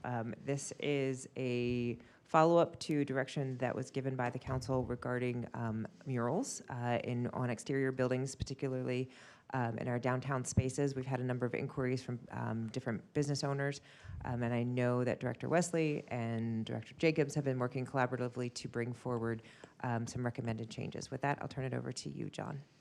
Thank you. Mayor, council members, I have a fairly brief presentation, and Director Jacobs is available too to answer questions if you may have them to part of this discussion. But you hopefully recall back in December, Director Jacobs made a presentation to the council with regard to some issues that we've been seeing in town with desires for murals to be placed on buildings. As part of the town's placemaking strategy, we've been doing murals on some of the utility boxes around town, and that's created some interest in seeing further expansion of that type of attraction to the town, some of which can be done privately, some by the town, and some as a joint venture. So to determine the best way forward to address these, the council directed staff to explore various options and report back. And so as we've done so, we see two basic avenues that we need to approach. First is the town participation with the mural process. For those who are looking either at town participation in a joint venture or wanting to encourage the town to provide murals on various buildings. We have a current policy for the utility boxes, so we see the opportunity to take that particular program and expand it a little bit, still using the various requirements and procedures that we have to ensure good quality of those murals as they are done on properties, but then expanding that a little bit to talk about how that applies to private businesses, private buildings, if town's going to be involved, how that funding would work, and mechanisms for payments and those types of things. So that part of it's fairly straightforward, we believe, just in expanding that current policy. But the other part of it is with regard to our zoning ordinance requirements. Right now, as you may recall, a few months ago, you looked at some updates and modifications to Chapter 19 of the town zoning ordinance having to do with design guidelines. We've also fairly recently looked at our standards for site plan review. In order to accommodate murals and how that works with other parts of our existing zoning ordinance, basically some other options for how buildings might be painted and designed, we see a need to go into the zoning ordinance and make a few changes there to define murals, to adjust our site plan amendment procedures, and also set some standards in Chapter 19 for murals. Those standards we see would be very similar to the standards we already have in the policy adopted by the town for what, again, has been happening on the utility boxes. Those particular changes would need to go to Planning and Zoning Commission first for their review and preparation on to the town council. So right now we're simply wanting to update you this evening and make sure you're okay with the direction that we've determined we need to go and the steps we need to take to do that text amendment through the P&Z Commission before coming back to the town council with your action on adopting such a program. So that's my simple presentation this evening. Any questions, any further direction or comments you have for us? Councilwoman Earl? Thank you, Mayor. My recommendation is to take it to Planning and Zoning. Thank you. Councilwoman McMahon?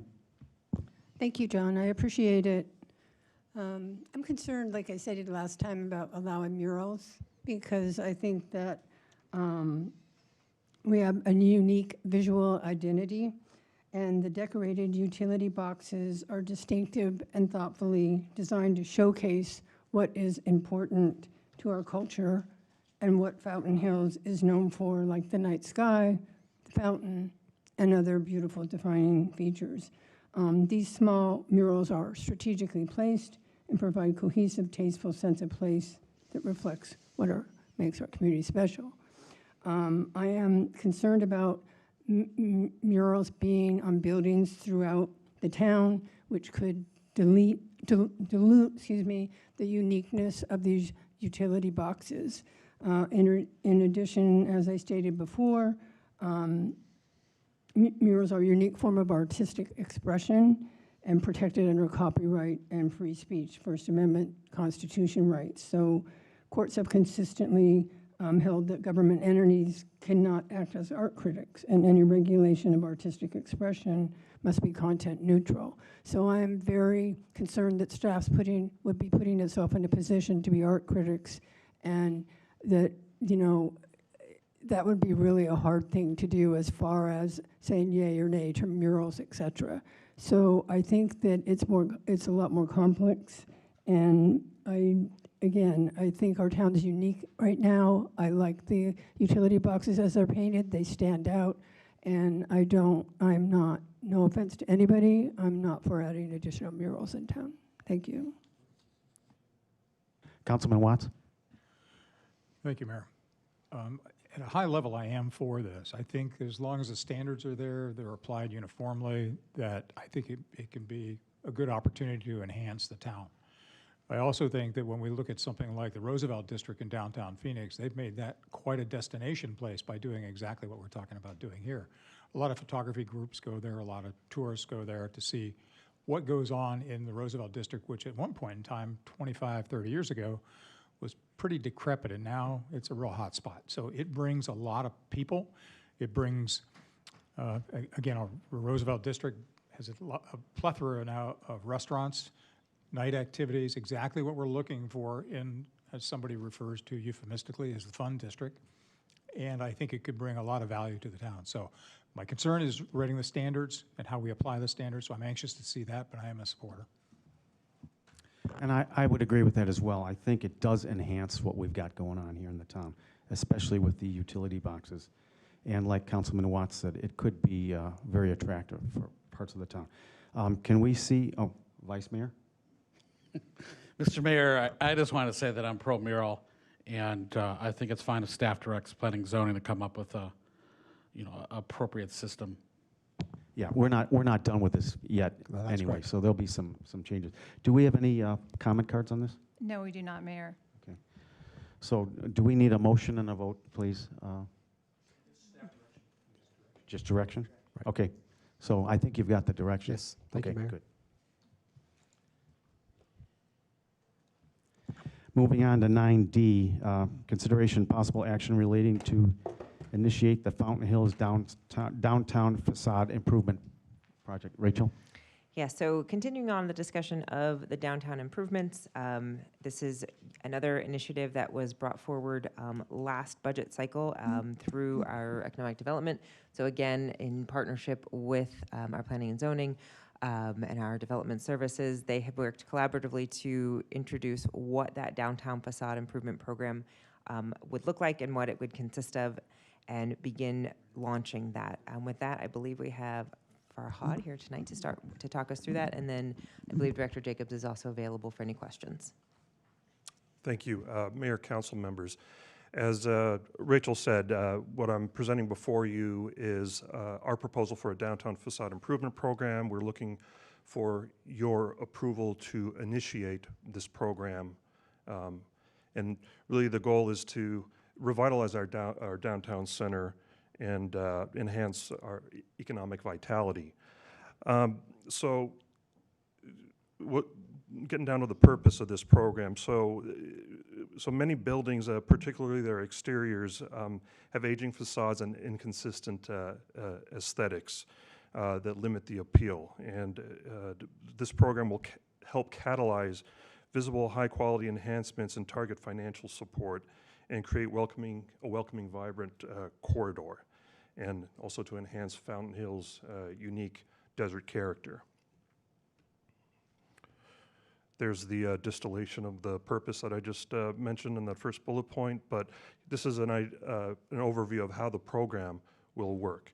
So, as many of you know, we currently have $50,000 in our downtown fund for this year and I believe for next fiscal year as well. And I am talking about fiscal year, not calendar year. So what this program is looking to do is to utilize these $50,000 for a facade improvement program. The way the program is formulated, as you see in the staff report before you, is we would be awarding up to $10,000 per property. And again, this is strictly a voluntary program. So once it is launched and advertised through our, well, what we're hoping to do is have a dedicated website and look at other ways to spread the word. But it will offer up to $10,000 per property. And more specifically, it's a matching grant program. And we would be reimbursing 50% of reimbursement costs, which would be eligible. And I'll talk about eligibility as we move forward. But $10,000, it could be, a project may cost $2,000. We just don't know yet. It depends on the extent of the enhancements. It also includes some safeguards, such as a maintenance covenant for 5 years. And what that means is once a successful applicant is reimbursed for the program, the maintenance covenant requires that they fully maintain the facade for up to 5 years. There would also be a clawback provision that says if it's not properly maintained, then we will have some ways to either partially or fully get those costs back to our account. The program, if approved, will be reviewed internally. There will be a grant administering review program as well as an implementation program, which I'll discuss a little bit later. We will also select the successful applicants as well as go through the design review approval process, which is part of the implementation. Program eligibility, well, this is the geographic scope of the program. I should mention, though, that the program will apply to commercial or mixed use types of developments, existing developments, not vacant land, not brand new projects. So going further along, property owners or long-term tenants in good standing will be eligible for the program. What do we mean by good standing? Current on taxes, no violations, no lawsuits against the town. Properties, as I mentioned, that would be eligible are commercial mixed-use projects in the downtown district within that within the parameters of that map that I showed you. Projects potentially would include visible exterior improvements, and I want to emphasize that this is, as the name implies, a facade improvement program. It applies to building exteriors. And so what would be ineligible would be interior remodels, new construction, murals, examples of which John discussed, as well as temporary elements such as potted plants or things that aren't intended to be permanent fixtures. So when staff reviews the applications for both the grant administration and the implementation, we'll be looking for compliance with Chapter 19 of the Architectural Review Standards, an amendment to which came before you late last year, where we changed the title from Architectural Review Guidelines to Architectural Review Standards, where we removed any subjective standards and replaced them with objective standards so the applicants will know what will be required during the review process. We're looking for examples or proposals which complement adjacent buildings using approved materials such as masonry, stucco, and accents using metal and wood, just to name a few. We'll be looking for a desert-inspired palette, which is consistent with the design standards in Chapter 19. Lighting, not street lighting, not light posts, but particularly things such as wall sconces, pathway lighting, things like that. And also eligible would be ADA compliance improvements, as well as energy efficiency, such as windows that need to be replaced with more energy efficient models. Perhaps in a little bit more detail, I'll explain what other modifications are covered. I mentioned painting and masonry repair, windows and doors, awnings and canopies, shade structures that may be deteriorating and may need to be replaced, as well as ADA accessibility improvements such as ramps, maybe truncated domes if they're not within the right-of-way. And what is not covered, as I mentioned, interior remodels or roof replacements, building construction and additions, murals, landscaping not intended to be permanent, architectural design or engineering fees associated with the project. I should also mention any permitting fees that the town would require would not be covered as well. Tools and equipment for the project, as well as commercial advertising signage. So the review process will be two-tiered, beginning with the grant application and review process. So once the program is launched and advertised, staff will be around for as-needed consultations with those who are interested in participating in the program. We'll be open to counter inquiries or appointments in advance prior to submittal of their grant application. Then that would hopefully be followed by a formal submission and a completeness check.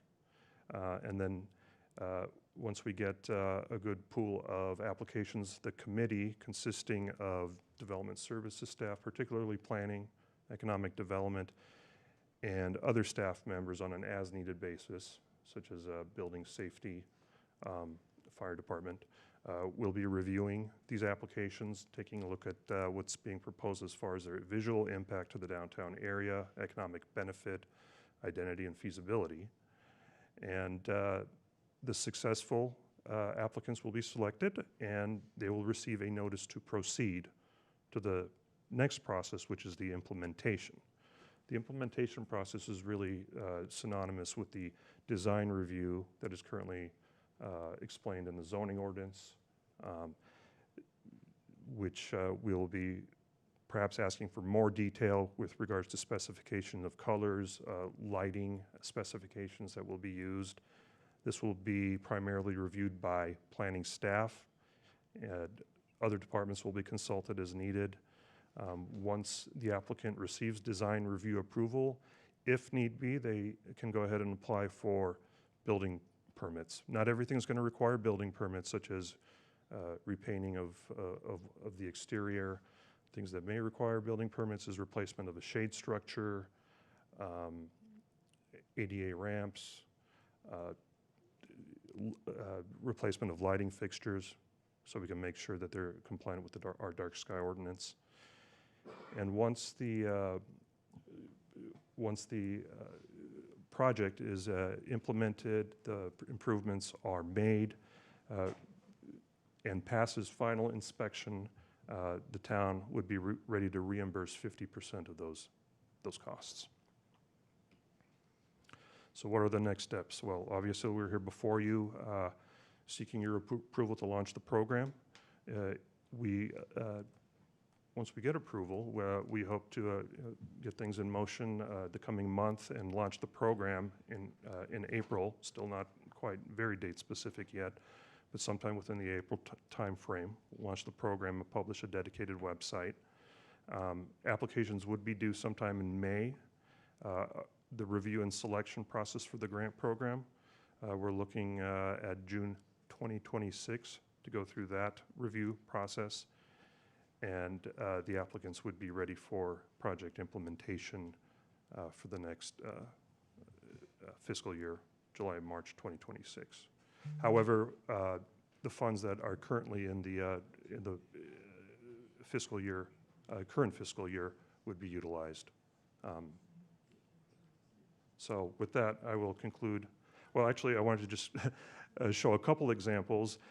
Some of these enhancements from other jurisdictions that we've studied, like this one here in Queen Creek, can be very modest.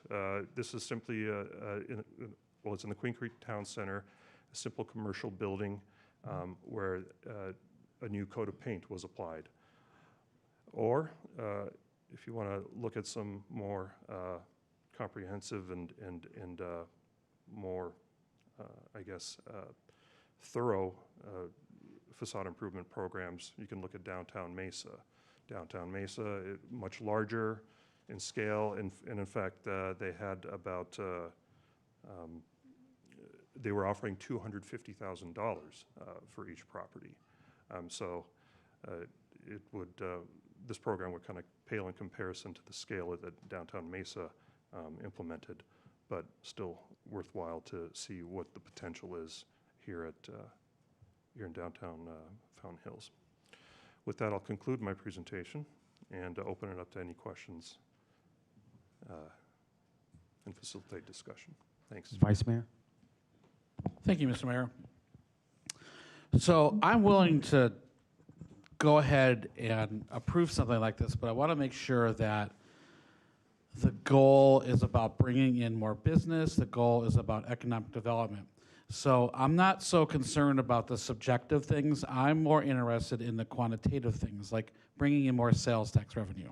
I want this to generate more money, okay, for the town, for the people of the town. So that's how I'm going to lend my support. I also want the record to reflect that. And specifically, I want to make sure that these are approved in a sense that what will improve the economic development to our downtown.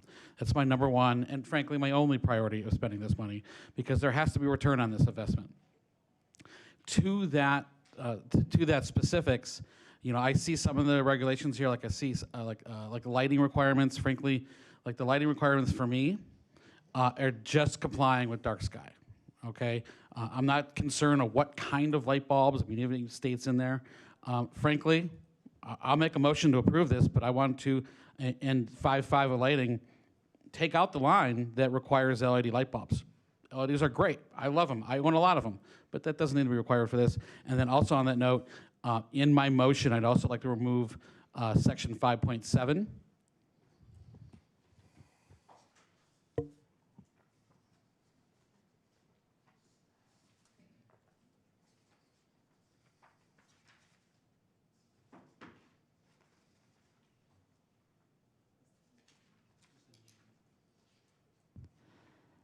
I'm willing to second that.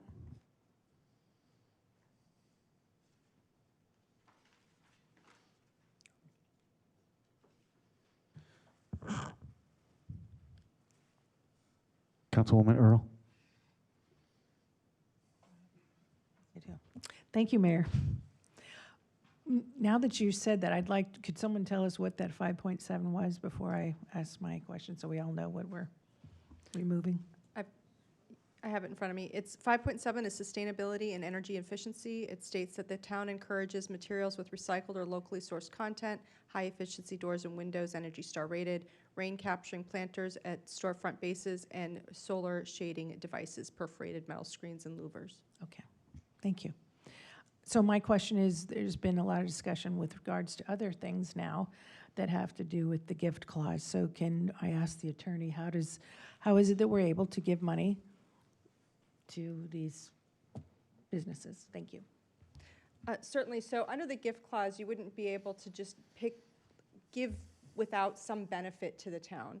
And so you're allowed to have grant programs such as these. This one has a 50% match, so it requires them to contribute as well. So therefore, the whole cost of the project isn't being on to the town. Second of all, it's a competitive bid process, or a grant process where the town can evaluate the whether or not this process is going to improve, to the council members Vice Mayor Skillicorn's point. the bottom line, that it's going to improve, meet the eligibility criteria, meet the purposes of the project. So the town, it's not that the gift clause prohibits any investment of the town into private benefits, but there has to be a public purpose. And there's a specific public purpose for aesthetics for a town. Thank you for Councilwoman- clarifying. Councilwoman McMahon.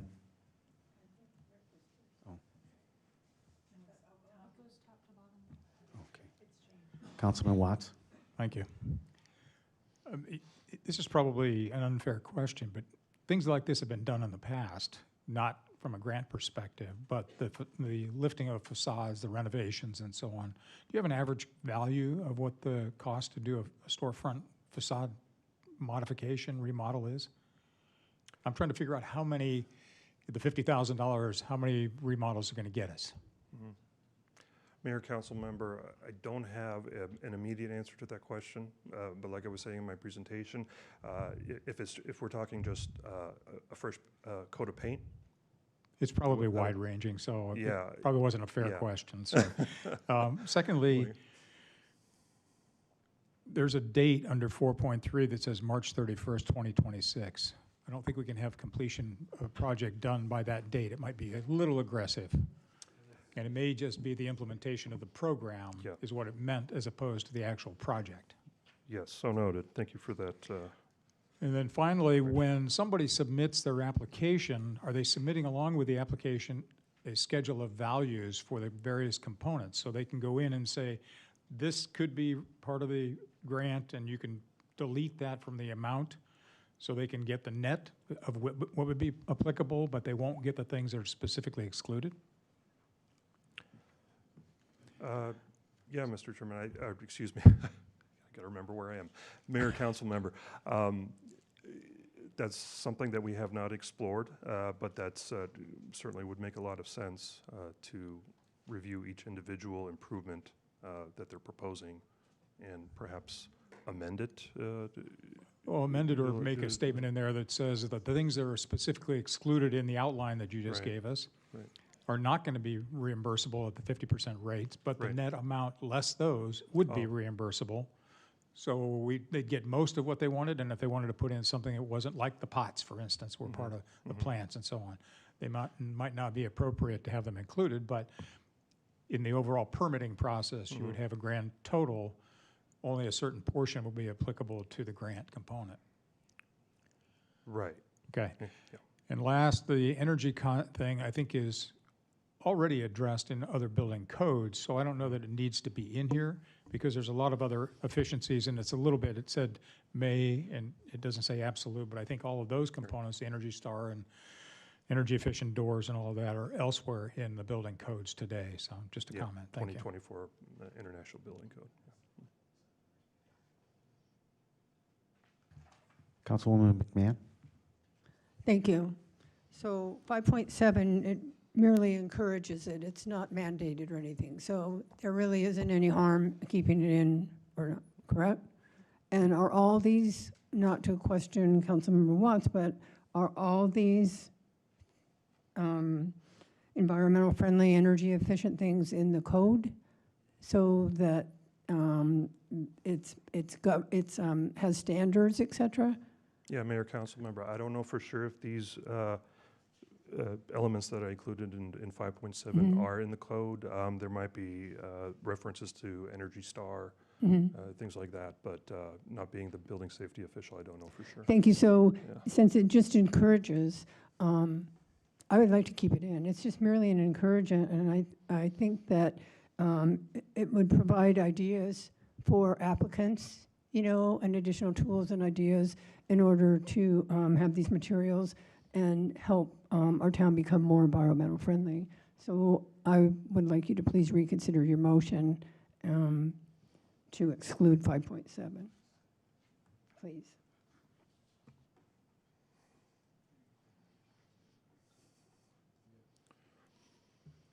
Maybe we could ask John if he has any thoughts on whether that's included in our code and elsewhere.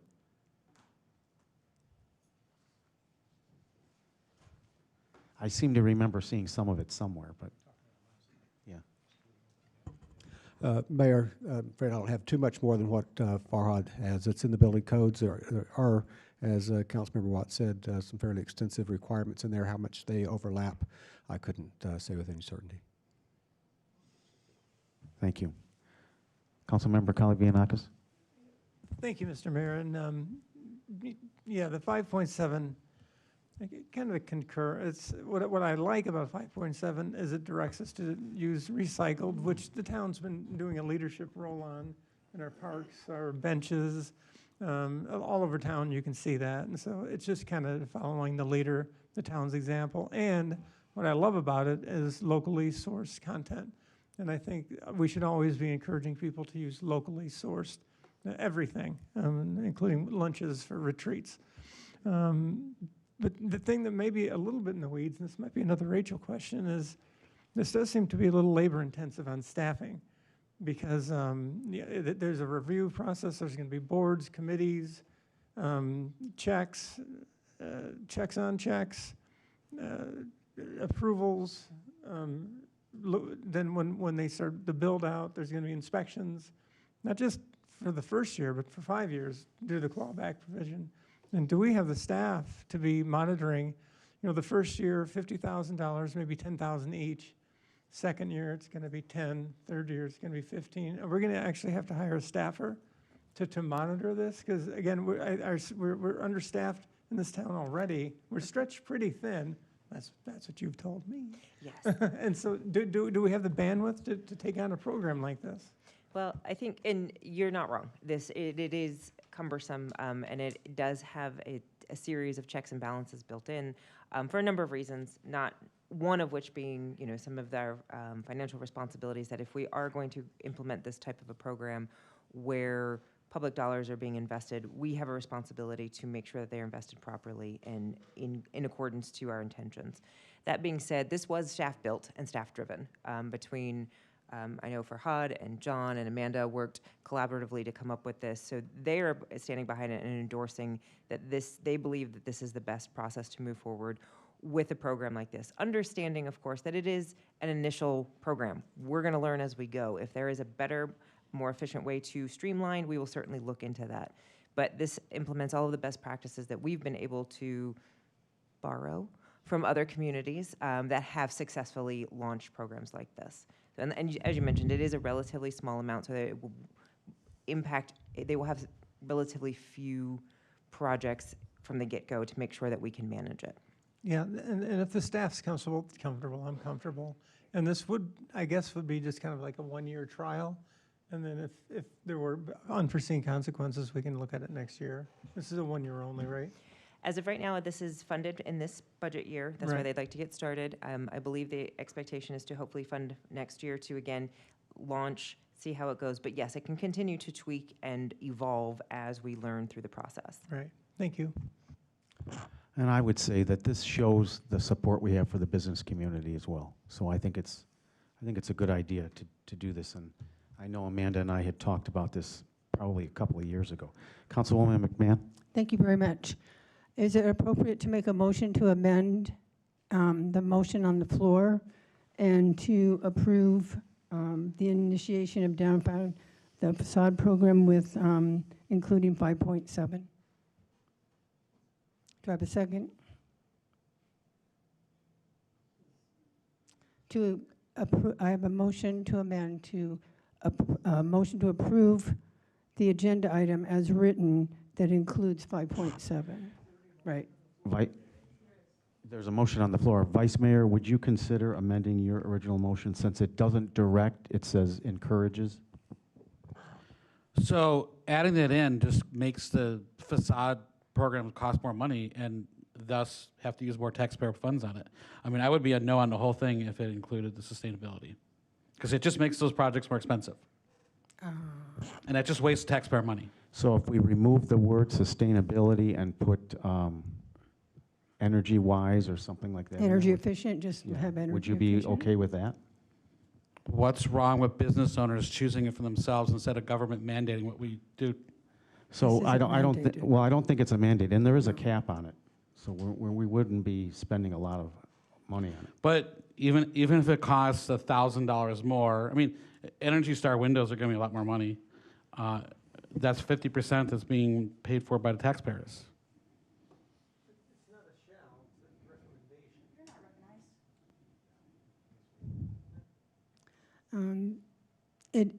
My motion stands if someone will second it, please. Second.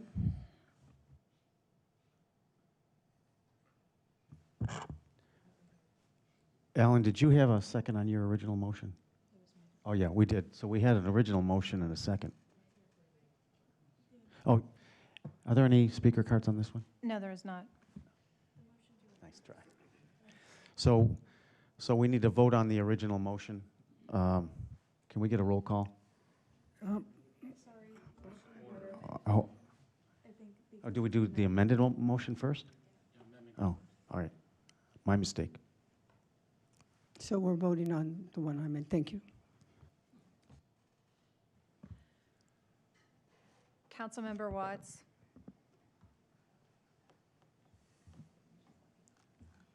I'm lucky, thanks.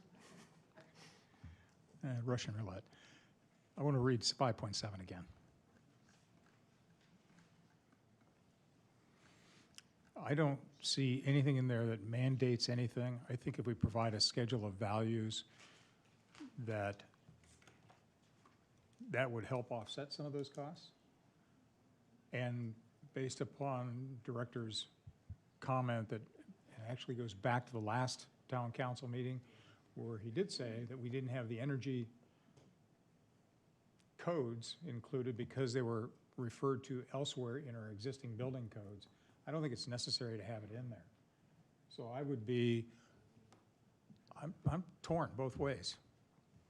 It doesn't matter whether it's there or not. It's somewhat irrelevant. So I'm a no. Councilmember Earl. I'll explain my vote. I don't want the government telling them what kind of light bulbs and stuff you have to put in, so I'm a no. Councilmember Larrabee. No. Councilmember Calavianakis. Just to clarify my vote, the amendment was to strike 5.7? Just to leave it in? Okay, that'd be an aye. Councilmember McMahon. Aye. Vice Mayor Skillicorn. No. Mayor Friedel. I'm torn on this too, but I'm a no. Motion denied, 5-2. Now we go back to the original motion. Vice Mayor's motion, and it was seconded by Hannah Larrabee.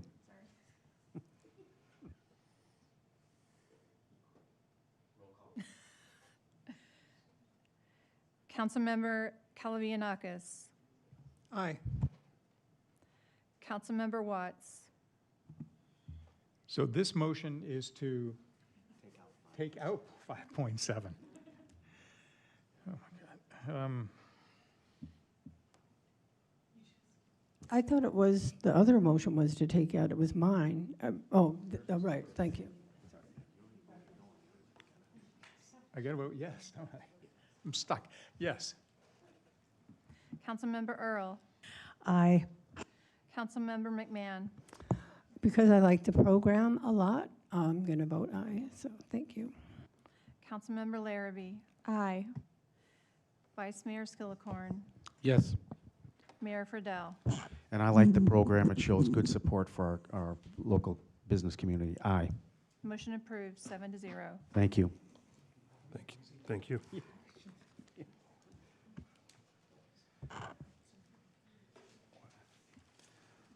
All right, we move on to E, which is consideration and possible action relating to amendment number 1 to contracts 2024-049 through 2024-053 on-call stormwater maintenance services. Rachel? Mayor, thank you. This one is an essential service for us after we have storms. As we know, when we have large storms roll through, it leaves quite a bit of debris and cleanup that our public works crew really takes the lead on. But they really do need support in making sure that we have all the right resources to address it. So with that, I'll turn it over to you, Director Weldy. Thank you kindly. I know oftentimes as I stand here, I begin to sound like a broken record when I describe the challenges we face to clean up after storm events, and they don't have to be the severe ones that make all the local and national news. Even the smaller ones require an incredible amount. I would like to note that after the last storm event, the street department, along with engineering, we were out day and night cleaning that stuff up. We solicited each of the members or contractors here. 2 of them were able to respond and provide support. Let me clarify that. Limited. They could come out a week or so later, or they could help the next day just to get the primary roads or the local roads open, and then they had to go back and come back. We quickly reached the contract threshold limit, and we could have simply just done a renewal and changed the dates and stuff. That's not working efficiently, in my opinion. We had numerous internal conversations about who could show up and when, and it's a challenge that we face with not only this service, but other services as well. We decided to ask the council to consider an amendment to increase each one of these to up to $150,000 each per term, knowing that we've had some relatively dry weather and some minor rain or, small rainfall, but the potential exists for us to have a relatively large event, and we're going to need some help at that time. Not unlike in the past, if there is a really big event, we're going to get onto an emergency council with all the information we need, and we're going to discuss that particular event and the challenges that we face that would exceed any of these contract thresholds. With that, we certainly appreciate your support. We do have some cleanup that we still need to accomplish. We simply need the contract authority to do that and attempt to prepare for the next event. I'll answer the questions to the best of my ability if you have any. Vice Mayor? Thank you, Mr. Mayor and Director. Have we ever had an emergency event where we exceeded one vendor's $50,000 limit? Mr. Mayor, Vice Mayor, yes. We've exceeded that by a couple of $100,000 and came back to the council for ratification.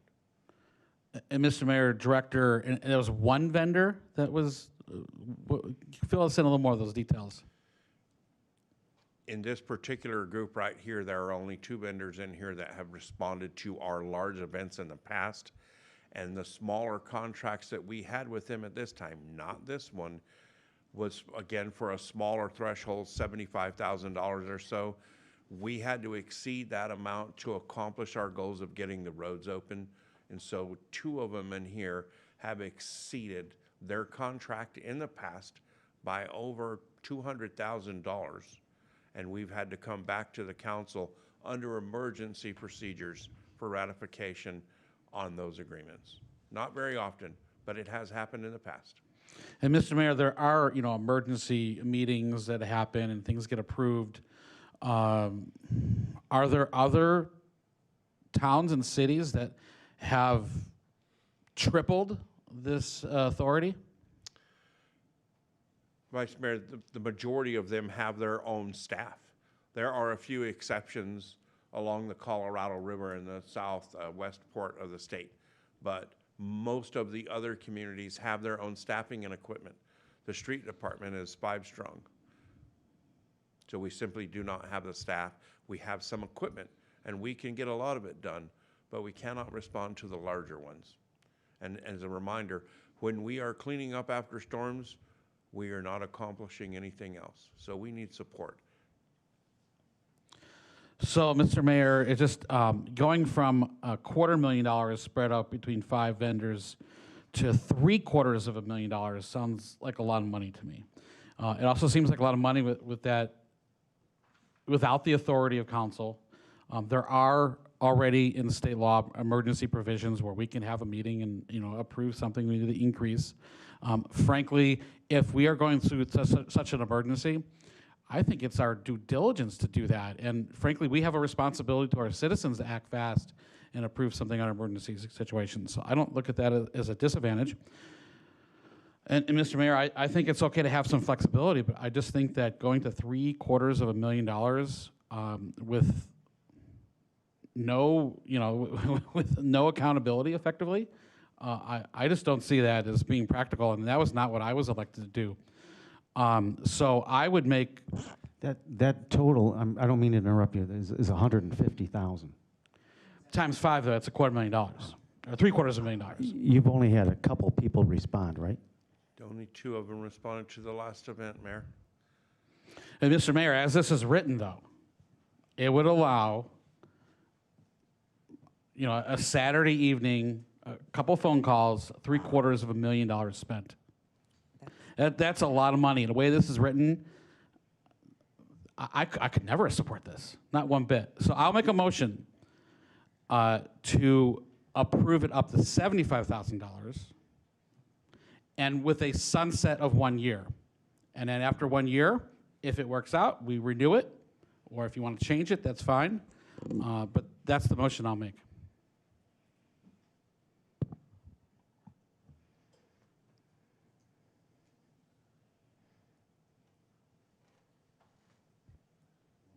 We'll move on to the next person. Rachel, did you have something you want to say? Mayor, I just wanted to offer a little more clarification because I can certainly see where your concerns are raised. Understanding that this is functioning simply as a job order contract, much like our other vendors, in that each vendor is authorized $150,000. In none of the scenarios that Justin just shared did we have 5 vendors here and expending all of their authority. Essentially, we need to be able to call someone and get them here to address issues, whether that's blocked roadways, down trees, boulders in the middle of parks, whatever that might be, so that we can get back up and open and operational again. So you go down the list and find whoever's available. Correct. And so I recognize that the cumulative total is concerning. The idea is that each one has the authority so that we can call them and get them here on that when needed.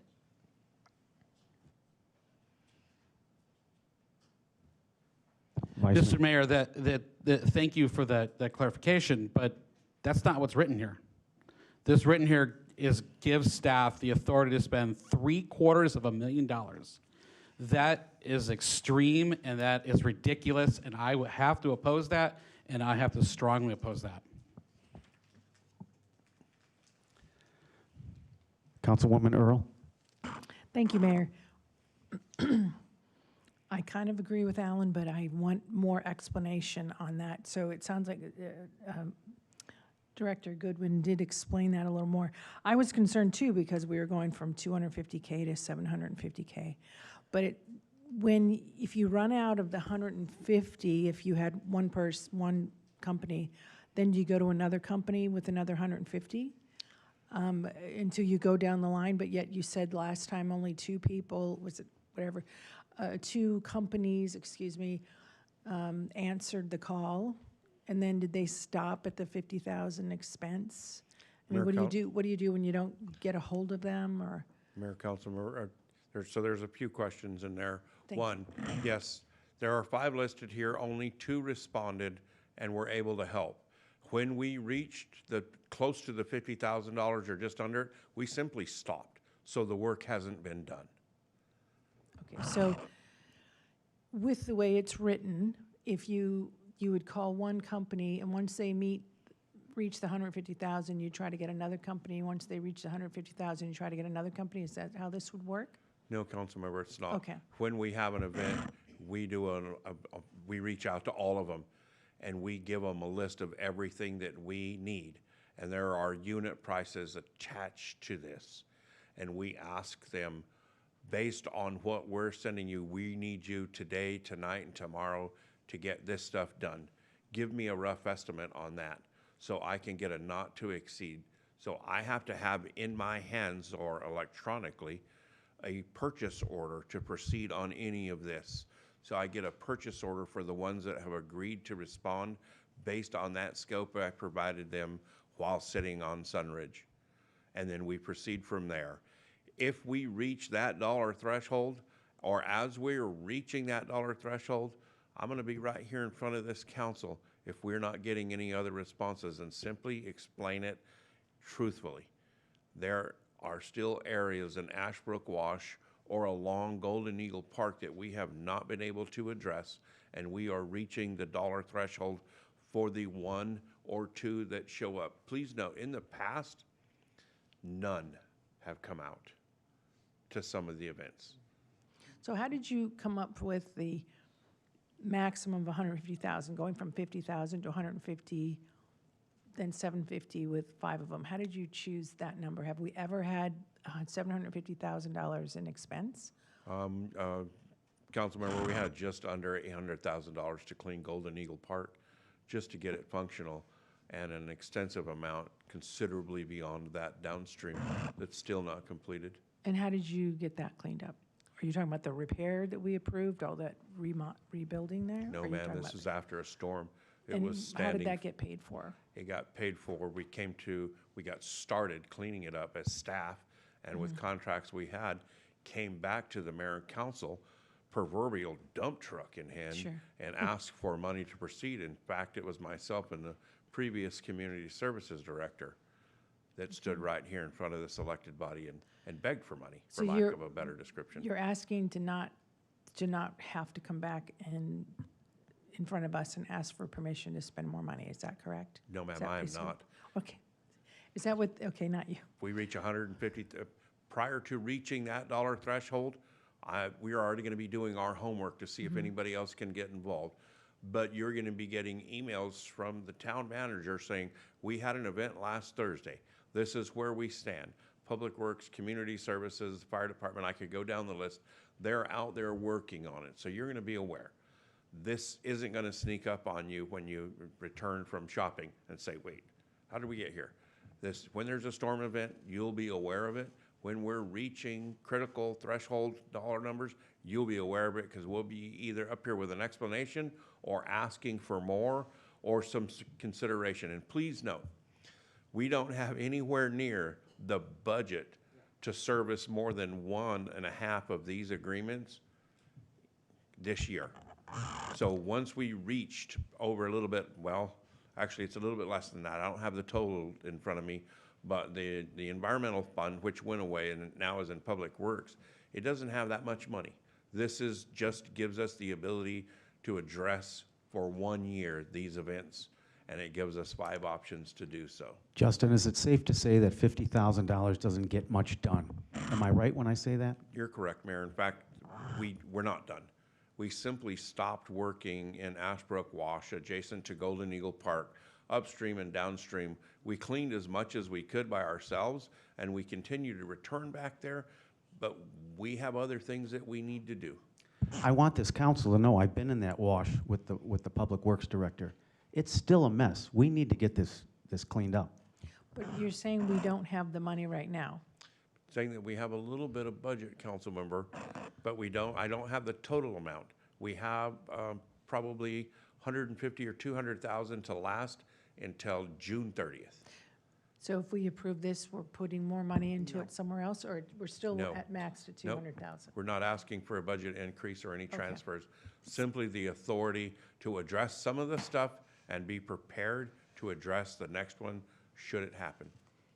So Justin, I'm going to take that, and I appreciate that, because that's the difference here, is that this is not, we're not asking for money. We're asking for the budget authority to say, we can go to any one of these 5 vendors and say, we have an issue, we need it cleaned up, can you get here?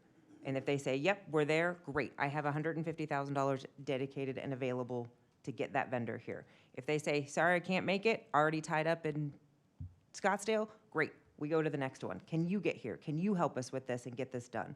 And so by approving each one, it's authorizing us to, you pick whichever vendor is available to do the work with that threshold number. So it's not that we're going to say, hey, you 5, all of you come here. I don't have enough money. I don't have $750,000 to pay them all. I have the budget available, but I need to be able to pick whichever vendor is available to get here. Because and Justin used Golden Eagle as our example, and typically, hopefully we never, ever, ever see that scale again. However, when you have a storm, we're going to let you know what's going on and what type of cleanup is happening and where we're at. If we're approaching that threshold and we need to get back in here to give you an update or ask for more, we can certainly do that. But it's not a situation of where we're calling all 5 and all 5 are going at the cleanup process all at once. So again, the authority to go to each of these vendors and authorizing this is not the same as having the money available for each one. So, and I think that can sometimes get lost in that conversation. Are you okay with that, Councilwoman Earl? Yes, thank you. Good. Vice Mayor? Thank you, Mr. Mayor. So when I hear about Golden Eagle, I kind of think that's what this is about. So Golden Eagle is not merely a emergency cleanup. Golden Eagle was a complete reconstruction. It included a bridge. It included a road. It included a lot of other things that were capital expenditures, not emergency repairs.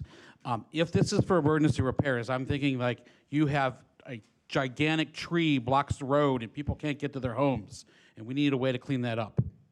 Okay? When I think of emergency repairs, I think of you have a major monsoon event. You have 5 tons of gravel that are blocking one of the roads next to a wash. That's an emergency event. I'm also thinking a bridge gets washed out, okay? Those are all types of things where it's appropriate to have an emergency meeting and also have some funds to fix those things. But some of those, if we have a tree blocking a road, you know, I have a chainsaw, I've got a truck, I've got a tow strap, I'm willing to help. I don't think we really need to be having this unlimited authority for $750,000 with no accountability. And frankly, I don't think that's this is about. I think this is about projects like Golden Eagle, which are capital projects. The wash that the mayor mentioned, that's a capital project. That's not an emergency project. Emergency project means that there are critical infrastructure needs that need to be addressed on a weekend immediately, something like that. You know, there's a big monsoon event and there's such a erosion that, you know, water supply is wiped out. That's an emergency event. I don't think cleaning out a wash is an emergency event. That's a capital improvement, and that should go through the normal budgetary process. I don't see another compelling reason why to continue this to go on. Frankly, I'd like to make a motion to deny, because I just think this, if this is approved, it is a blank check to up $150,000 to these 5 vendors, and it is wholly inappropriate, and it's literally the 3.5 years I've spent here, if this is approved, it's the most foolish thing we've done. If I may, Mr. Vice Mayor, the 2 things you described are totally different. The flooding that occurred at Golden Eagle Park, that was the emergency cleanup along with all of the areas in town. What you're describing is the latter part, the capital was a whole separate project to address that flooding. So 2 different things on that one. Councilman Watts? Justin, I think some of this is in the optics. And are all 5 contractors capable of doing the exact same thing? No. So they have different fortes. Correct. So you have go-to contractors. That's probably why 2 of the contractors exceeded that $200,000 threshold, or whatever that threshold was that you talked about. That one was, yes, that was part of a big project. That was when the majority of the town flooded. Okay. That was when I provided that example. But in fact, these 2 contractors have equipment, staffing, dump trucks, those sort of things. Some of the other ones don't necessarily have that same specialized equipment to remove that much material from the roadway. Right. Karam's a heavy earth moving company, and a couple of the other ones I know, they're smaller companies and so on. So my concern is that it says per contract. Are you treating this as a work order that's based on time and material schedule of values, or are you treating it as a contract? Because the details in that contract make me concerned. So these are job order contracts with set unit prices and clear scopes. Okay, so you could have multiple contracts that could blow through even $150,000 if we're not careful. So what I'm getting at is, isn't it more prudent to say the 2 contractors that have the most capability, the most reliable, maybe we raise their limit, But the other ones, we don't raise them quite as high. We don't have that same exposure. We've done this in the past, council member. Simply, we're not able to respond in a timely manner. So our priorities, and let me be clear on this, when there is a storm event, our priorities are arterials, collectors, and locals. That's where we start. So we break it up into groups, day and or night. We divide the town.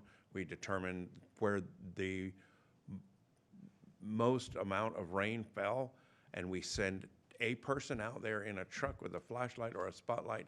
They survey a section, and they write down everything they saw. While they're doing that, someone else goes to another section, so on and so forth, and the town is divided up. Once we have our priorities, then we start sending equipment. As we send equipment, we begin determining, we got one backhoe, we've got one Gannon, we have one small dump truck, and no place to dump locally, so we have to put it in temporary stockpiles. While that is underway, we make a determination of how much material needs to be moved and when, where can we put it, and we start reaching out. Do you have availability when the sun rises to send a dump truck in a larger loader?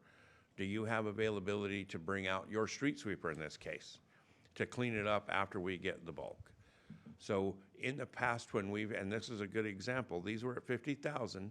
I went as far as I could reasonably go and get close to this threshold, and we stopped.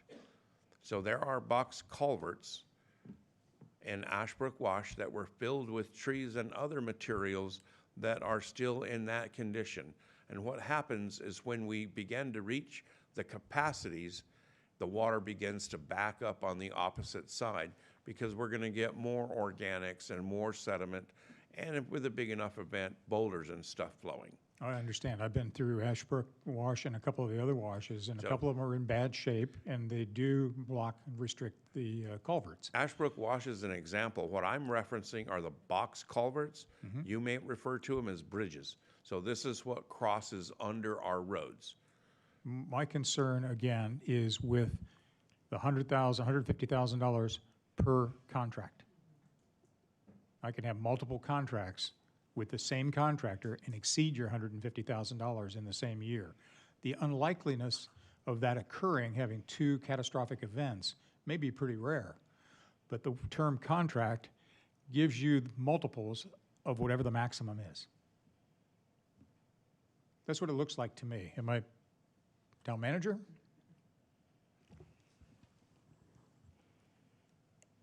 Ultimately, what you just described is us having multiple contracts with one vendor that are $150,000 each. Is that what you just asked? I think the events, the catastrophic events that occurred, one contractor could be selected and have multiple contracts for multiple events. And arguably that can't happen because that's against our procurement policies. But per term of service per vendor, i.e. they get $150,000 for the vendor in its entirety for the budget year. But it says per contract. Each one of these vendors represents a contract. So it's 5 contracts in total. And if it's a matter of semantics or wanting to clarify that, we can certainly do that. Increasing the not to exceed contract amount by $100,000 per contract for the term of the service. A contract with each of the vendors that are listed. So I can't go out and have, I'm going to pick a vendor off of here, Verde Valley Landscaping, and say, I need 150 for this project and 150 for this project, and they all go to Verde Valley. A, Paul wouldn't let me do that. B, that goes against our procurement. This is per vendor as listed. There's a total of 5. But we know that some of them don't have the capability to do these larger contracts. Okay, so per term of service is where. Am I looking at something different than you're looking at? Yeah, meeting packet page 242. If you go on the bottom paragraph here, it states this amendment would increase each of the contract amounts by 100,000, raising not to exceed total from 50,150 per term of service. So it says contract plus per term of service in that same sentence. Okay, but the motion as suggested doesn't say that same thing. It says, you see exactly the same thing? I'm reading it. Isn't that saying per contract, per term of service, which is 1 year? That's how I read that. If I may, Thank you. what's written in the staff summary is not what's necessarily, I mean, it is what's written in the contract, but what you're bound to is what's in the contract. So if we go to further down, we can read the amendments and note that these are amendments to existing contracts. So the backbones of what you were looking for, like the price per units, are in those, and that's not included in this packet. So there is, having reviewed all these, there's an actual contract that exists that describes how much we're willing to spend for whatever these services are, these storm services. And so what this gives is $150,000 total for that vendor in that term. And these terms expire, I think, at the end of, that's also in the underlying contract that's not here, but these are on a fiscal year basis. So this just goes to the end of this fiscal year. And then usually these can be renewed annually for up to a certain number of years. So usually it's 3 to 5, correct? I see Paul up here. Maybe you can help us here. Yeah, I was kind of standing in the back waiting to be called, but I'll try to add to this a little bit. So mayor and council, what we're talking about tonight, from what I understand, is contracts. So the contract authority, we still need budget. So Justin himself, his department, he needs budget that you've already approved to be able to spend that money using those contracts. So he has, he uses the general fund. It's like $2.4 million, including all of the things that they do for public works in the general fund. Part of that, I don't have the amount on hand, is for things like this, storm cleanup and maintenance and things like that. So even though if you do approve these contracts with these larger amounts, he'd still need to find budget. And without that budget for these types of things, we'd have to come back to you still to get that secondary approval to spend more than $150,000 or more than that to do things like this that he's explaining. I think that helps clarify it a little bit. All right. Thank you. Hopefully that was helpful.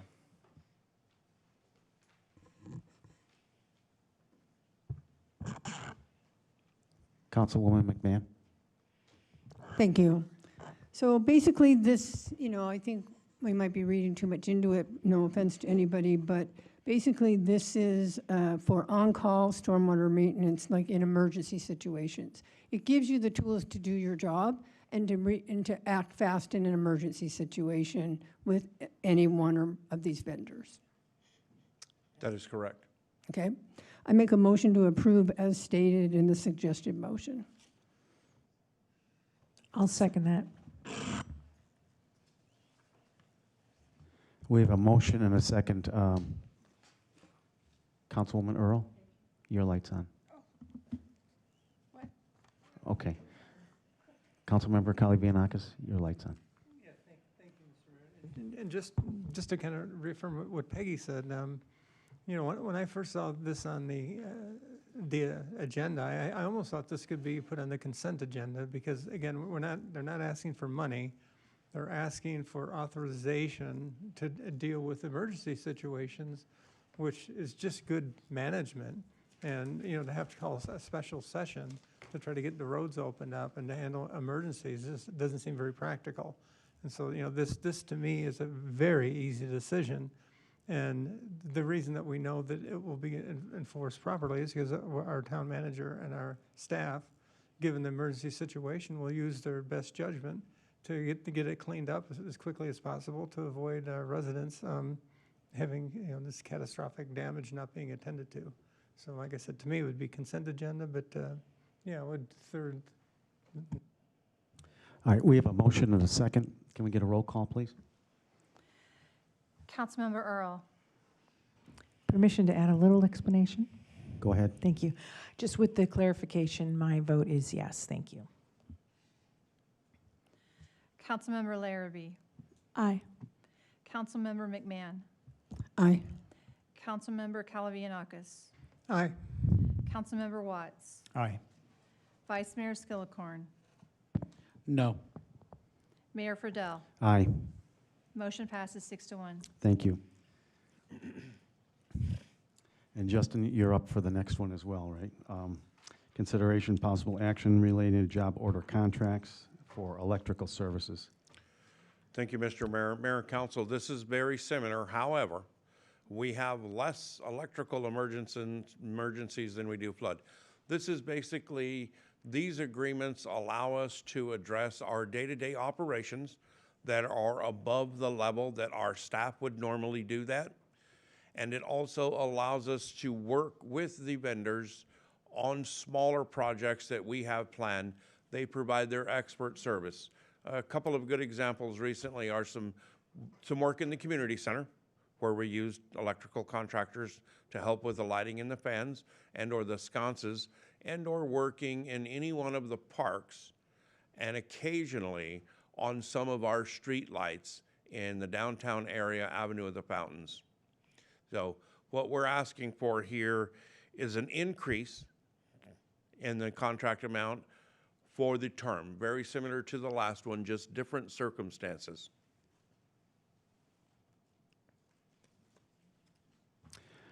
Councilwoman Larrabee.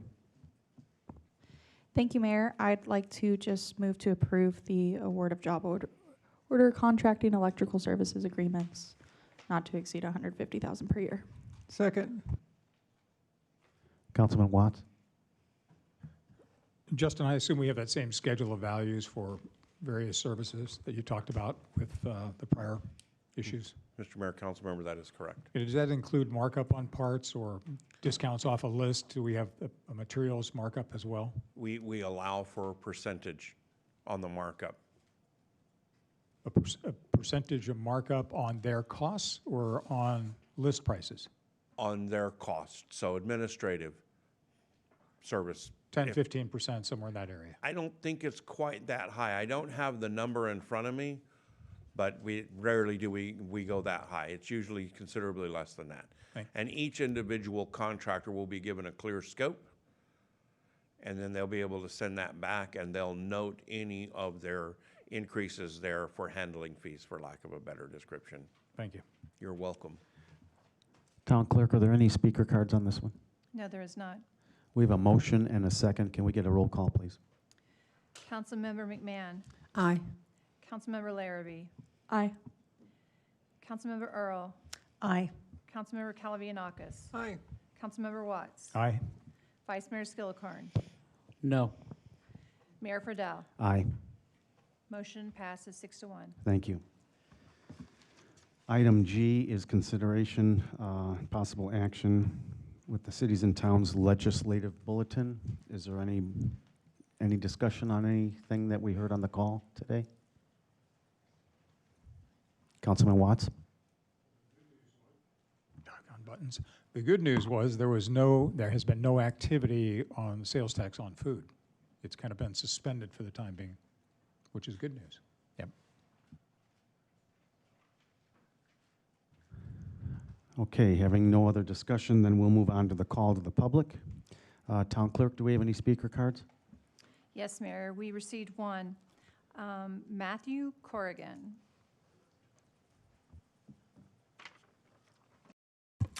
Mayor, Council, thank you to address one thing that's called to the public.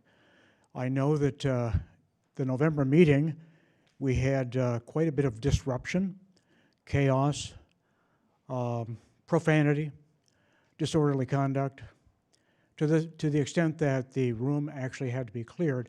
After a recess was taken, the mayor made the determination that this type of disorderly conduct did not really fit the parameters of free speech, more like rioting or outburst, that's my opinion.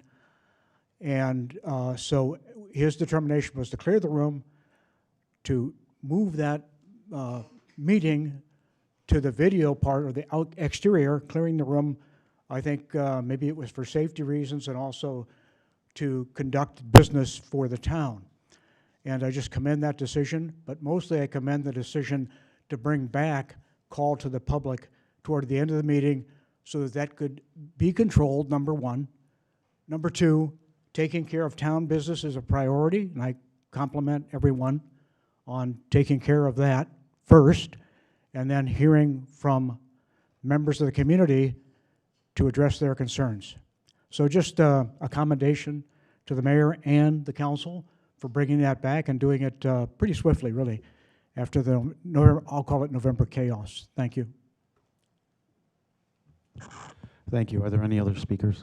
Town Clerk? No, there is not. Okay. Is there any council direction to the town manager? Any future agenda items? Councilwoman Larrabee? Thank you, Mayor. I just have one, and I think it's been proposed before, but I believe I have some proposed language that I can share with our town manager to add to our group home ordinance regarding inspections. We had discussed possibly doing it before, and then we were kind of waiting on the state legislature. It was a little up in the air, and I believe I have language that would be helpful for us, so I'd like to add that to a future agenda. I'll second that. I would support hearing that. Thank you. If I may, I believe this is on our radar as a staff too. So that is something we've been working towards, I believe, between legal team as well as John. So happy to take that and make sure that that is all in alignment as we bring that item back later this spring. Perfect. Thank you. Anything else from anyone? Can I get a motion to adjourn? Second. Second. All in favor? Aye.